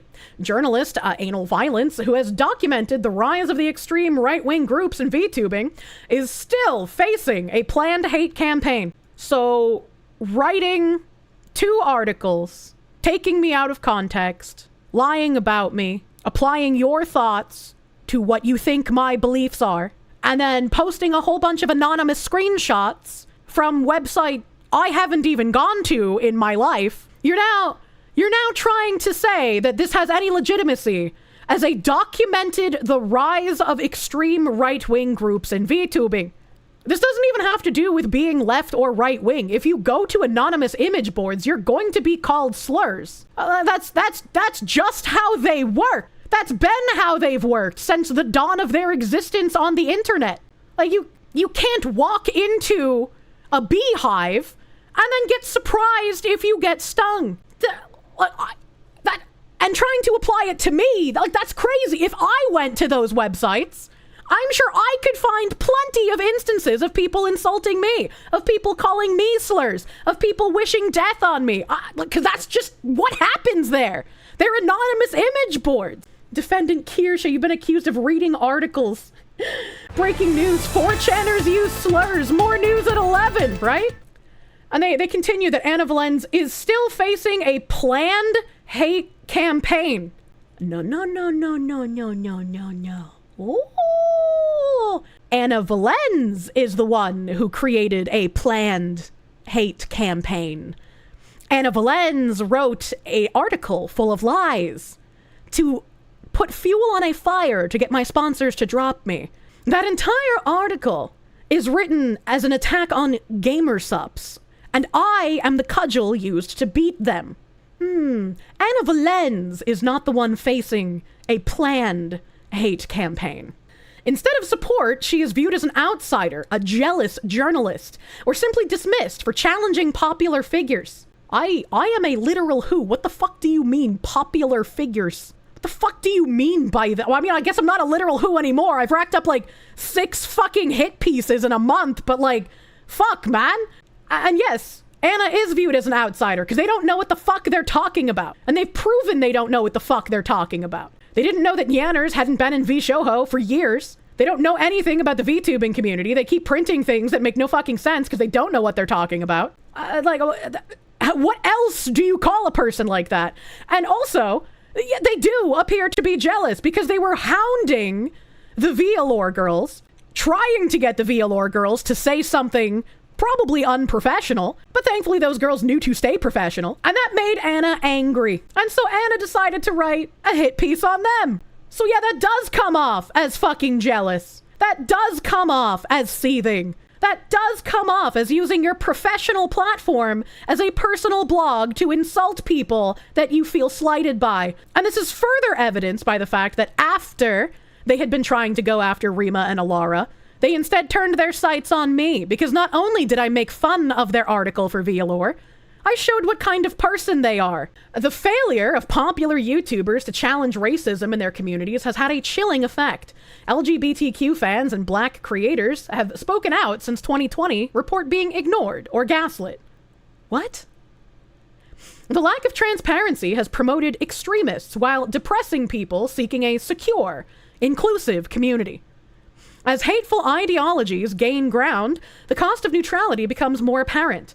A fractured, hostile fandom in which calls for justice are mocked, and individuals driving for change are left to struggle online. That's really ironic. The people who have been on this cultural crusade and we are eternally left in 2014 are going to claim something like that. That's a little crazy. And I find it interesting. That someone wanted to crusade against lolly VTubers when they have posts about littles, when they have posts about fucking ABDL daddy dom little girl nonsense. I know it's a little strange to throw stones from glass houses when you openly post about all of your fetishes literally everywhere, as if it's an all-encompassing part of your life that you can't stop thinking about. Here's Anna Valens retweeting someone named Big Kim did a poop in your gear bag. Big Kim said, "I can tell you exactly why these Alice in Wonderland swim bottoms have been on clearance for probably years now. And it rhymes with, that looks like a fucking diaper." And Anna Valens said, "Attention littles," with little baby bottle icons. And also down here, a political tweet from Chastin Glesman Buttigieg. He said, "Loving all of these blank for Kamala calls. I think we need a really tired parents for Kamala call. It can be after bedtime and a great excuse for not doing the dishes or cleaning up the living room. You can just put your headphones in while packing the lunch boxes." And Anna retweeted, "Littles for Kamala." It's just like the furries. Like they can't help themselves but insert their fetish into everything, even where it makes no sense to do so. We got a resident lover pup here saying, "Some of you fruity fucks," and they got Skittles Littles so tiny. And Anna said, "Autistic Twitter users who love vocal stims, and size and gigantus fans shaking hands. Mommy dommies and their littles." We got some more stuff here. Anna Valens saying, "Cancel me if you must, LOL. But I didn't realize how much I would love mommy dom age play until I started watching more mommy dummies make mommy dommy stuff. Not just one gender, for the littles too." You know, that's really weird that you just openly admit being into fucking age play, but you're gonna get mad at lolly ASMR VTubers. How are you gonna get mad at adult women with petite bodies doing lewd ASMR when you want to do age play? Can you explain this one? Can you help me out here? That's really interesting that you'd like to put on some little baby diapers and cry to a little dommy mommy, and that's okay. That's okay for you. But these grown women doing ASMR is somehow a problem to you. It's almost like this was a personal vendetta against these women and nothing to do with them being lollies at all. Anna also tweeted out here, yes, please, this sounds so fun. I love littles. And they got an anonymous message. This is in reply to a mommy dommy keeping a little in chastity and training them to bottom would obliterate me from orbit, TBH. But that might be a bit involved. Another tweet, Anna saying, GLHF actually means good littles have fun. Just really going whole hog on this, like, age play fetish you got there. You know? That's really strange. That's really odd. And we got another one here. We got a little archive tweet here. I saw Anna Valen's retweeting something that says, all products, why choose CisCon? Our values. Aligned values. Anna Valen said, I applied to this company, and they said everyone there knew you. What did they mean by this? And Anna continues, this is a safe place for CisCon littles. So not only are you into age play, not only are you into diapers, but you want it to be incest. You want to wear a diaper and be a little for a mommy dommy. So you want to be the little sister getting railed by your older sister. That's you know, I don't really, you know, you do you, right? Like, you can have your weird little kinks, but when you put them out in public like this, again, it doesn't matter. Doesn't matter if you're straight. Doesn't matter if you're gay. Doesn't matter if you're trans. When you put this shit out here, people are gonna look at you funny. And especially when you try to crusade against other people for doing kink things like lewd ASMR and complaining about lollies, they're gonna go a bit harder on you because you look like a fucking hypocrite. It's all about sex positivity until you can use it as a cudgel to try and grab a hate mob against those people, huh? Freud, I'm not touching that one. I was like, fucking goddamn, man. Have a little bit of, like, self-awareness. I fucking beg. This person said, my timeline the past few days, well, I mean, people like what they like. We shouldn't judge. The topic is incest. And Anna Valen said, the topic isn't incest. It's a trans woman enjoying CisCon roleplay. You can tell OP and folks are not stoking this discourse in good faith because they have to misrepresent stuff and hide the truth.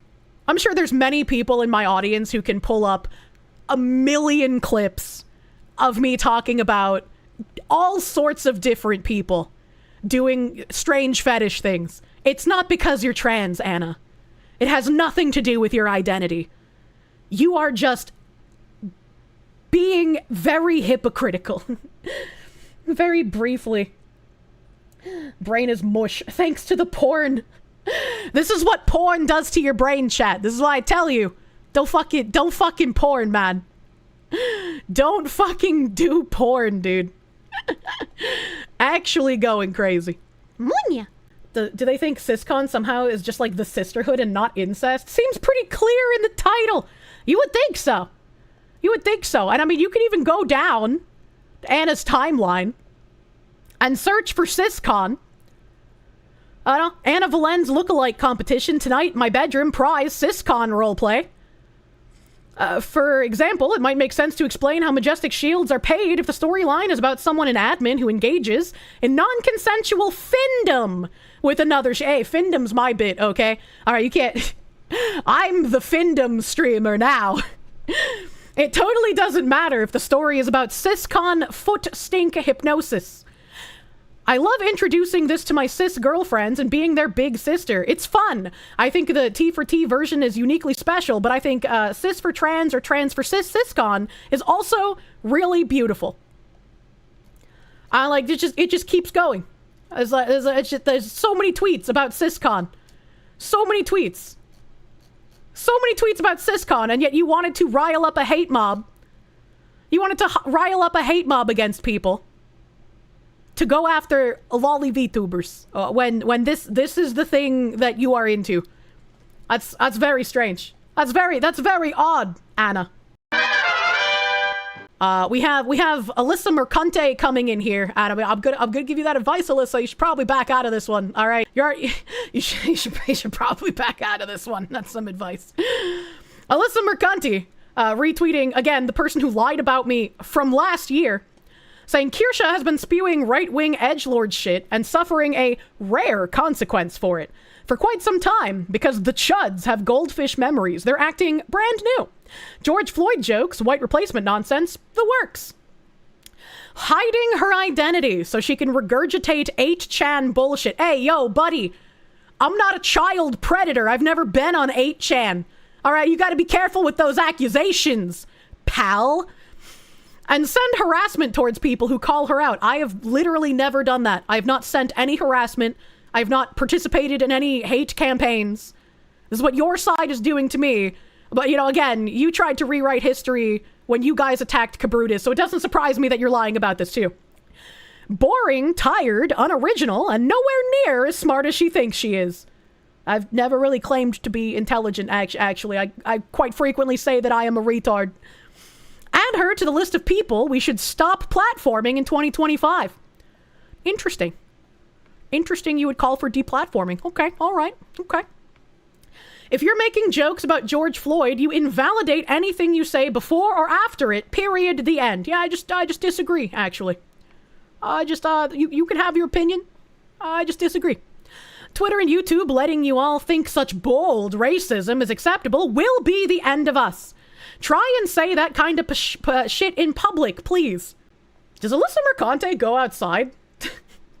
Has she heard the way that people talk when they're out touching grass? Like, also, I'm locking this thread so the fascist weebs stay out of it. Miss me with your weird shit. If you're gonna say disgusting shit, show face. And much like always, these people complain about hiding identity and wanting you to show face because they want a reason to know who you are so they can properly get rid of you as a person. They've been going after my sponsors, but if they knew who I am, they would go after any other source of income that I had. They would probably try to get me dropped by financial institutions. They would probably try and go after my family because that is how these people operate. And they're angry that they cannot do that crusade at this moment. I love the Onions Man. Onions Man is wonderful. Online for the past few days, I've been seeing an article circulating from Vice called VTubing has an elephant in the room, bigotry, and there's a little update that was added on the 9th that says, since the publication of this article, harassment against me has become particularly egregious on Twitter. An anime-themed tea company told me to kill myself. A right-wing VTuber fan encouraged me to buy rope to hang myself. Things to spring to mind. Firstly, that's pretty mild. On the scale of what people can do to you online, that kind of attack is very easy to counter. Simply don't do it, idiot. And secondly, True.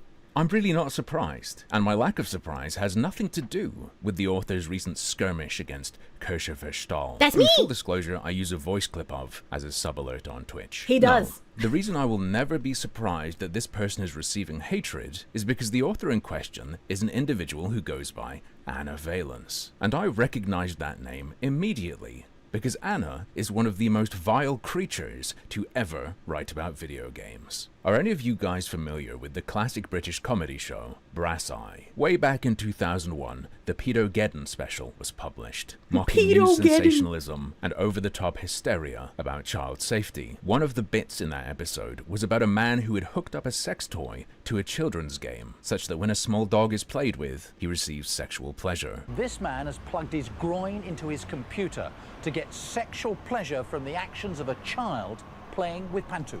So every time you kids tickle Panto, the paedophile gets his rocks off. This was meant to be ridiculous and absurd, pointing to the way news media terrifies parents with outlandish coverage. But a couple decades after this episode aired, Anna Valence made it real. Do you remember Fall Guys? It's unlikely, but maybe you even still play it. I played a lot of it when it first came out, and all the while, as I streamed it, I was always hyper aware that this is a game clearly meant to appeal to children. Obviously, many adults, such as myself, played it, but a common gag would be, yeah, good job, you beat a bunch of preschoolers. Or if I lost, I'd be mocked for being destroyed by 5-year-olds. I tried to go for that 10 win streak achievement, but never got it, and my cope was, hey, I don't stand a chance. Most of the people who play it are kids who have nothing better to do all day, so of course they're better. True and real. No escaping or ignoring the child-friendly juvenile presentation. Still, I didn't let that stop me from playing and having a good wholesome time. But Anna Get beat by children, onions, man. Valence went a step further. Anna wrote an article for Daily Dot that is apparently no longer available except as an archive. The article in question was called "What Playing Fall Guys with a Sex Toy Means for Sex, Tech, and Consent in Games. Play is an erotic experience, and I'm having a blast." Ew. In this article, Valens recounts hooking a vibrator up to the game, such that it would pleasure them when other players interacted with their character. Brass Eye's Peter Geddon episode wasn't meant to be a set of suggestions, but apparently Anna didn't get that memo. In the interest of fairness, I will highlight that ethical concerns were raised in the article, though this section was severely lacking. Valens wrote, "There are, to be clear, an enormous number of ethical issues around inserting sex toys into your multiplayer games. During the stream, I didn't really think much about why I wanted to keep colliding against other contestants or grabbing them, let alone being grabbed. Then it dawned on me that I was engaging other players in an interaction that they hadn't actually been fully informed about. That's the in-game equivalent of hugging as many people as possible so you can feel your butt plug wiggle inside of you, which is not a great thing to do in public." I really hate that I had to hear that sentence in his voice. His voice is so soothing, and then to hear something like that, it's just like, oh, why? I feel great. Kirsche, where's our compensation for this? And it's insane to me, right? Because, like, there's always the jokes about, like, the e-daddies and their Discord kittens, like, using toys while they play games together, right? And if Anna had just used, like, a regular toy, I don't think anyone would have had any sort of, like, visceral response to it, right? They would be like, oh, that's kind of weird, because, like, you're posting about it online still, but, like, whatever. But it's the fact that they hooked it up to a game and chose a game that is mostly populated by minors. Why would you do that? Sparked a much larger question about whether Fall Guys is even an appropriate game to play with a sex toy at all. While I'm inclined to think passively playing the game with an Internet of Things sex toy isn't necessarily a problem, just as playing Overwatch with a dildo isn't. The difference with playing Overwatch with a dildo, kind of like the point that I just made, is you're not involving the other people in the game. They're not unwittingly participating in your fetish. Actively grabbing players and bumping into them is a huge no-go. Use the tech responsibly. So it's all cool so long as a child just incidentally triggers your vibrator. Forget ethics. For me, that near-guaranteed scenario in a game like Fall Guys, where its extreme appeal to a very young audience is absolutely unavoidable in every moment of play, is more than a bit of a turn-off. And if you can't intuit this issue, which is never raised once in the entire article, then you have pieces missing. Something is horribly, horribly wrong with you. And no apology or recognition of ethical issues surrounding consent can hide again that which you've revealed of yourself. True I would and also real. like to call into question the sincerity of the ethical concerns raised, as at the start of this article, the author promotes a video of them playing Fall Guys like this on their channel on a porn website. And though the video has now been removed, we can see in an archive that the video was 17 minutes long and was viewed thousands of times. So how are they even trying to defend themselves in current year when they even uploaded it on a porn website for other people to watch? Did you know you can play Fall Guys with a sex toy using buttplug.io's interface game haptics router? You can send your controller's rumble support to your IoT sex toy of choice instead. In my case, that was the Wii Vibe Wish, and it felt very good. Here's a brief overview of how the initial playthrough went about. The full, refined version will be live on my MV and OnlyFans later this week. both you talking about the plug wiggling inside of you in the article and the fact that you uploaded this to a sex website and talked about putting it on your OnlyFans doesn't make it sound like your revisionist history when you claim it was only on your chest. Its description promising a full refined version on OnlyFans later. Yeah, you really thought what you were doing was totally wrong, didn't you? Let me quickly show you a picture of Anna from that article and ask you a question. What do you think backlash for this was blamed on? I'll give you a moment to think. 3, 2, Transphobia. 1. Zinnia Jones at the time wrote, "I don't give an F if someone wired up their vibrating butt plug to a video game. Y'all are just primed to see literally anything that trans women do as sexually predatory." Anna quote, That is quite literally what Anna just said when I read their own fan fiction that they posted online publicly. You can't just keep using transphobia as a shield for everything. No one gives a fuck that you're trans, dude.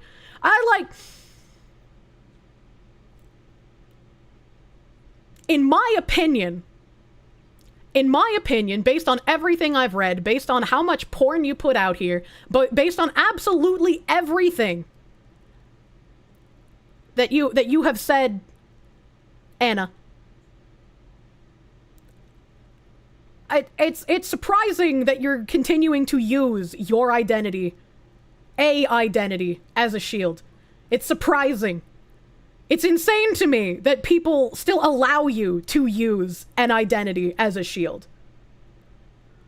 And even other trans people, even trans people called you out in 2020 when you dropped this disgusting Fall Guys shit. This isn't defensible. Absolutely. Tweeted this and said, "Remember the Fall Guys controversy where I played Fall Guys with an external vibe and how mad everyone got? I just came across a cis girl recording herself having sex while playing Fall Guys. Her screen is in the recording and penetrative sex affects how she moves. No outrage. None. If you..." That's... Penetrative sex affects how she moves. So the guy putting his penis inside of her affects how she moves in the game? How does that even work? I want to know how they did that. But also, that's not involving the people in the game. That is two consenting adults, an adult man putting his penis in an adult woman's vagina, affecting how that adult woman is playing the game. The people in the game with that woman are not participating. They're not being used to pleasure that woman. They have no effect on what is going on. Probably just holding the controller and he steers with his hips. I mean, maybe. That's a good point, too. That's the only point. Like, yeah, sure. That's the point I was making with the dildo earlier. And the connection is backwards in that case. Real sex over game control is not the same as multiplayer game sex acts. Just gonna be distracted and not play well. Yeah, right? How many fucking men with their Discord kittens have probably done some shit like that playing League of Legends?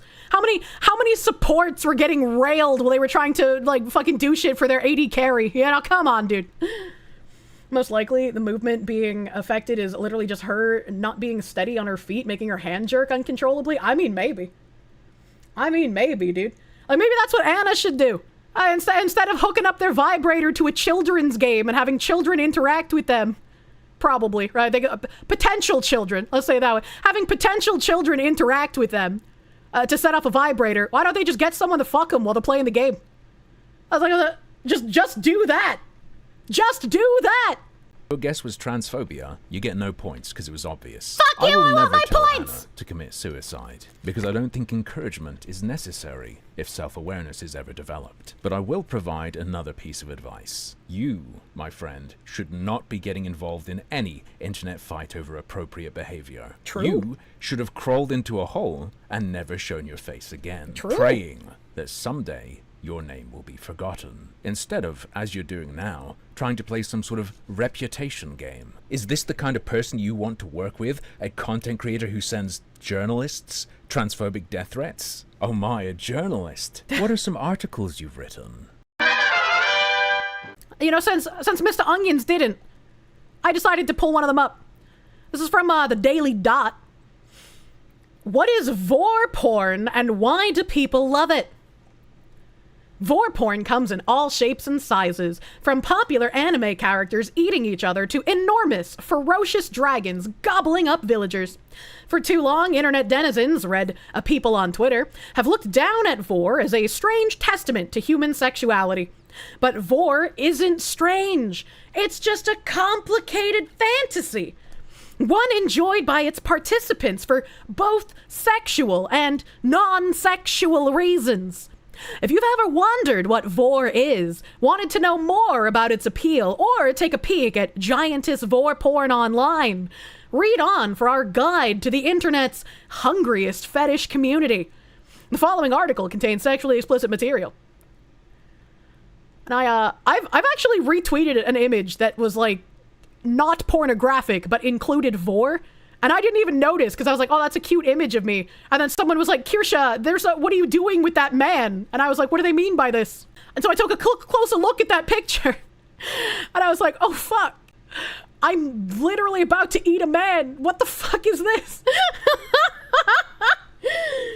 Literally no one wants to know about Vor. Cut! Yeah, I just see cute art and I'm like, hey, let's retweet that. And sometimes there's, secret things hidden in there, I guess.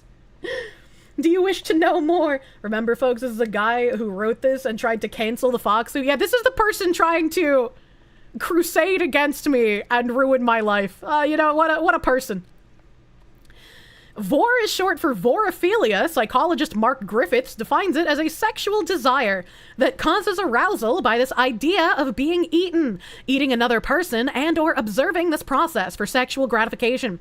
While most media coverage on Vor centers around straight cis men, Vor is immensely popular across genders and sexualities, including queer women and non-binary folks.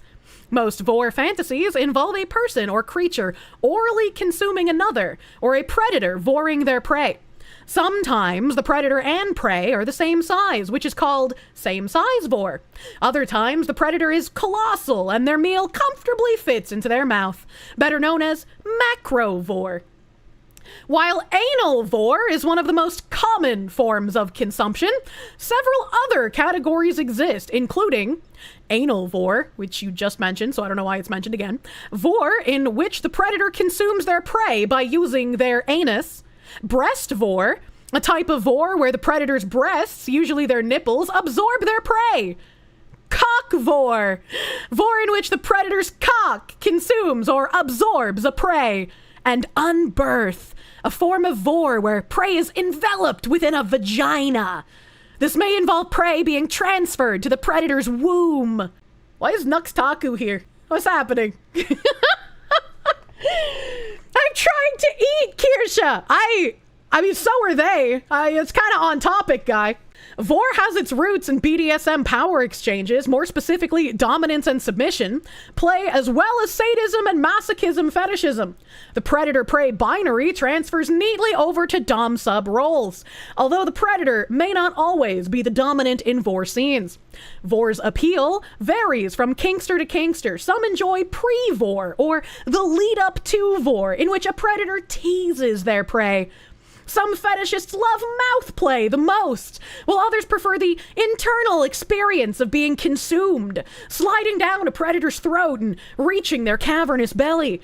Additional fetishes, such as belly expansion, feederism, a fetish for consuming large quantities of food, and, in some cases, scat play, may be thrown into the mix. That's interesting that they brought up scat play when they've already displayed that they have a desire to be a little who wears diapers in siscon fantasies. That's interesting that they would bring up that one specifically, in my opinion.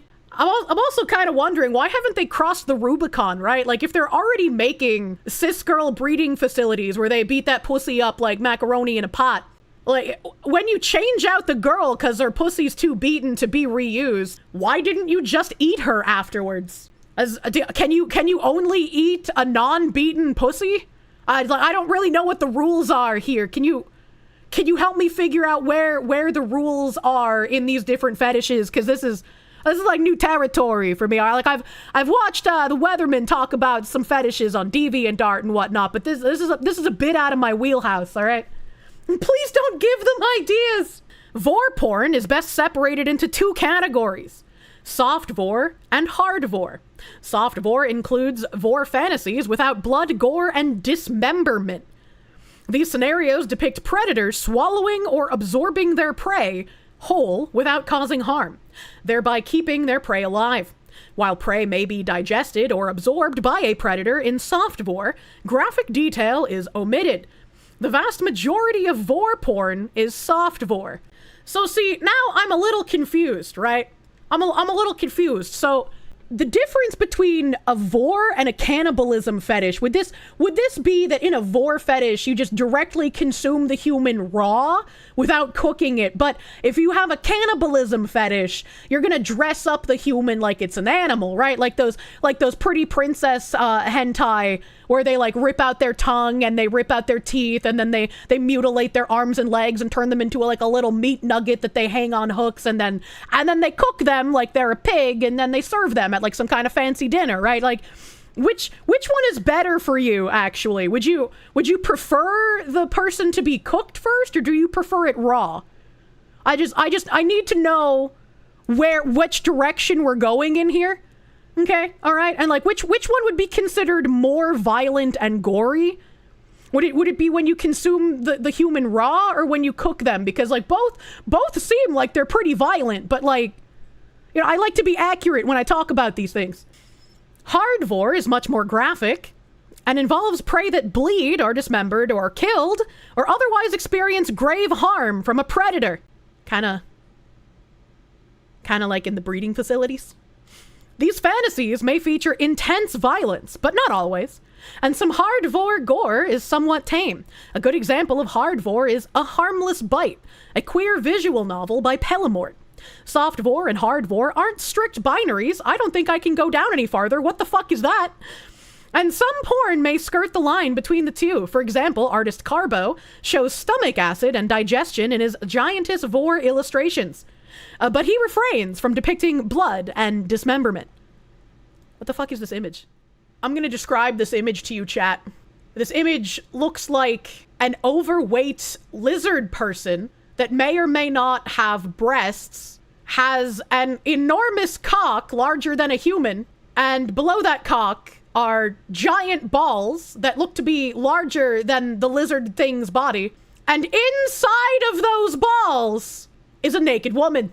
And the naked woman is also masturbating inside the balls. This is... Who would have thought that someone trying to commit life ruination and lying about me and slandering me online would lead to me describing this kind of image? What the fuck is my life? What the fuck is happening?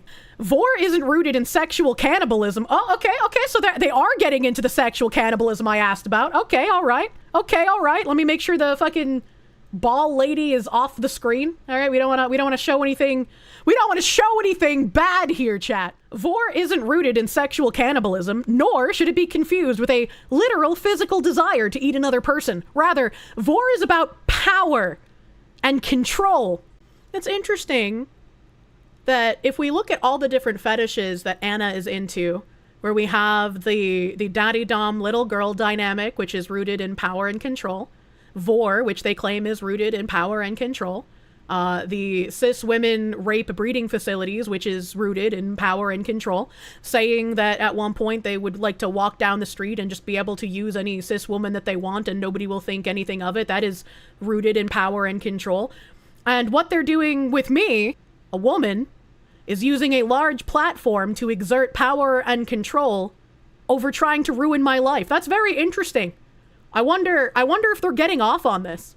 I wonder if while running around social media and crying about how they're the real victim, they're actually just sitting around their house, jerking off, having a good old time, wanting to see me suffer. Yeah, that's interesting. That's interesting. Just as a giantess fan's morals would kick in if she actually turned into a giantess, vor fans have no interest in eating or being eaten by another person in real life. Just like its sister fetish, macrophilia, people without the fetish have a hard time understanding vor's appeal. Case in point, one parent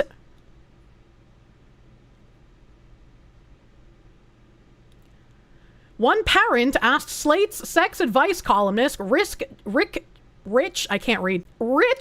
Juzwiak for guidance on their teen's soft vor fetish. In response, Juzwiak argues there's nothing wrong with liking vor, instead suggesting people may be predisposed to fetishes. All right, so the Slate sex advice column that they're talking about, chat, is the one that I read on stream all the time, called How to Do It. And every time I read something on how to do it, my main complaint is, wow, this could just be fixed if these people would fucking communicate. Second, if you have a teenager into vor, they've escalated a little fucking far. A healthy teenager will not have this kind of a fetish. This teenager has been exposed to things because this parent is probably not monitoring their online activity as much as they should be. You should not be thinking about vor as a teenager. That is insanity. This example is about a 12-year-old. I'm sorry, what? Slate, how to do it. How do I talk to my 12-year-old about his very specific fetish? Why, Anna, why the fuck are you using an example of a 12-year-old having a vor fetish in your article? Anna, please, like, you can't. Why are you doing this? What is wrong with you? What is actually wrong with you at this point? I am at a loss for fucking words. People without the fetish have a hard time understanding vor's appeal. And the example you decided to use is a parent asking for advice about their fucking 12-year-old. Okay, if I speak, it will be bad. So I will choose to not speak. People don't seem to find an image and get fixated on it, Toronto Sexuality Center director James M. Cantor explained. According to Slate, rather, it's when we happen to run into an image that matches or closely matches whatever internal template we already have that we experience something profound. As someone who's had to deal with a lot of shit from growing up with my mother, as someone who was exposed to pornography on the internet way fucking sooner than I ever should have been, as someone who unfortunately Kim Possible and Shigo porn, probably around the same age as this 12-year-old they're talking about doing vor stuff, I don't have a fuda fetish. In fact, I am viscerally repulsed by fuda. And this sexuality director is saying, when we happen to run into an image that matches or closely matches whatever internal template we already have, we experience something profound. Now, I consider myself lucky, right? Because there are a lot of children, case in point, this 12-year-old with the vor fetish, apparently, who get exposed to pornography early, and they suffer for it. They suffer mentally. They start having these extreme sort of fantasies that they shouldn't have at this point in time. And so I consider myself lucky that I was exposed to that kind of stuff and didn't start doing crazy shit because of it. He's had an interest in stuff like this since he was around 7 or so, when he saw a scene in a movie where a lingerie-clad alien played by Lara Flynn Boyle swallows a man whole. He said he liked the snake lady scene, and we talked about how images on a screen aren't real but can inspire real feelings in us. And it's important to be aware of what's real and what's not. We figured it was a passing interest and nothing would necessarily come of it. We decided to take the movie out of rotation and revisit it when he was older. As it turns out, like many formative, sexually charged situations, it's never really left his mind. My question, or quandary, is this. If he were simply looking at run-of-the-mill sexy images, I'd be well set up to deal with it. We've laid the groundwork there. But navigating a fairly specific kink is tricky, and honestly, weird for me. I don't really want to know my preteen son's porn preferences. How do I talk about responsible consumption of media with this additional twist? So the parent was watching R-rated shit with their kid. I don't know if the movie's an R-rated movie. I don't know what lingerie-clad alien or who Lara Flynn Boyle are. I don't know what this is. But no more internet until they're 21. It's PG-13. I mean, he's about at that age range. You know, if he was 12 and a half, PG-13's basically fine, right? Failed as a parent and as a human being. That's fucking weird, man. Laid the groundwork for a 12-year-old. I don't know, man. That's kind of fucking weird. He was 7 at the, that's true. They did say he was 7 at the time. He was 7 at the time, and they did show him a PG-13 movie. Okay. Maybe they should have held off on a few years. The movie is called Space Force. Okay. All right. Okay.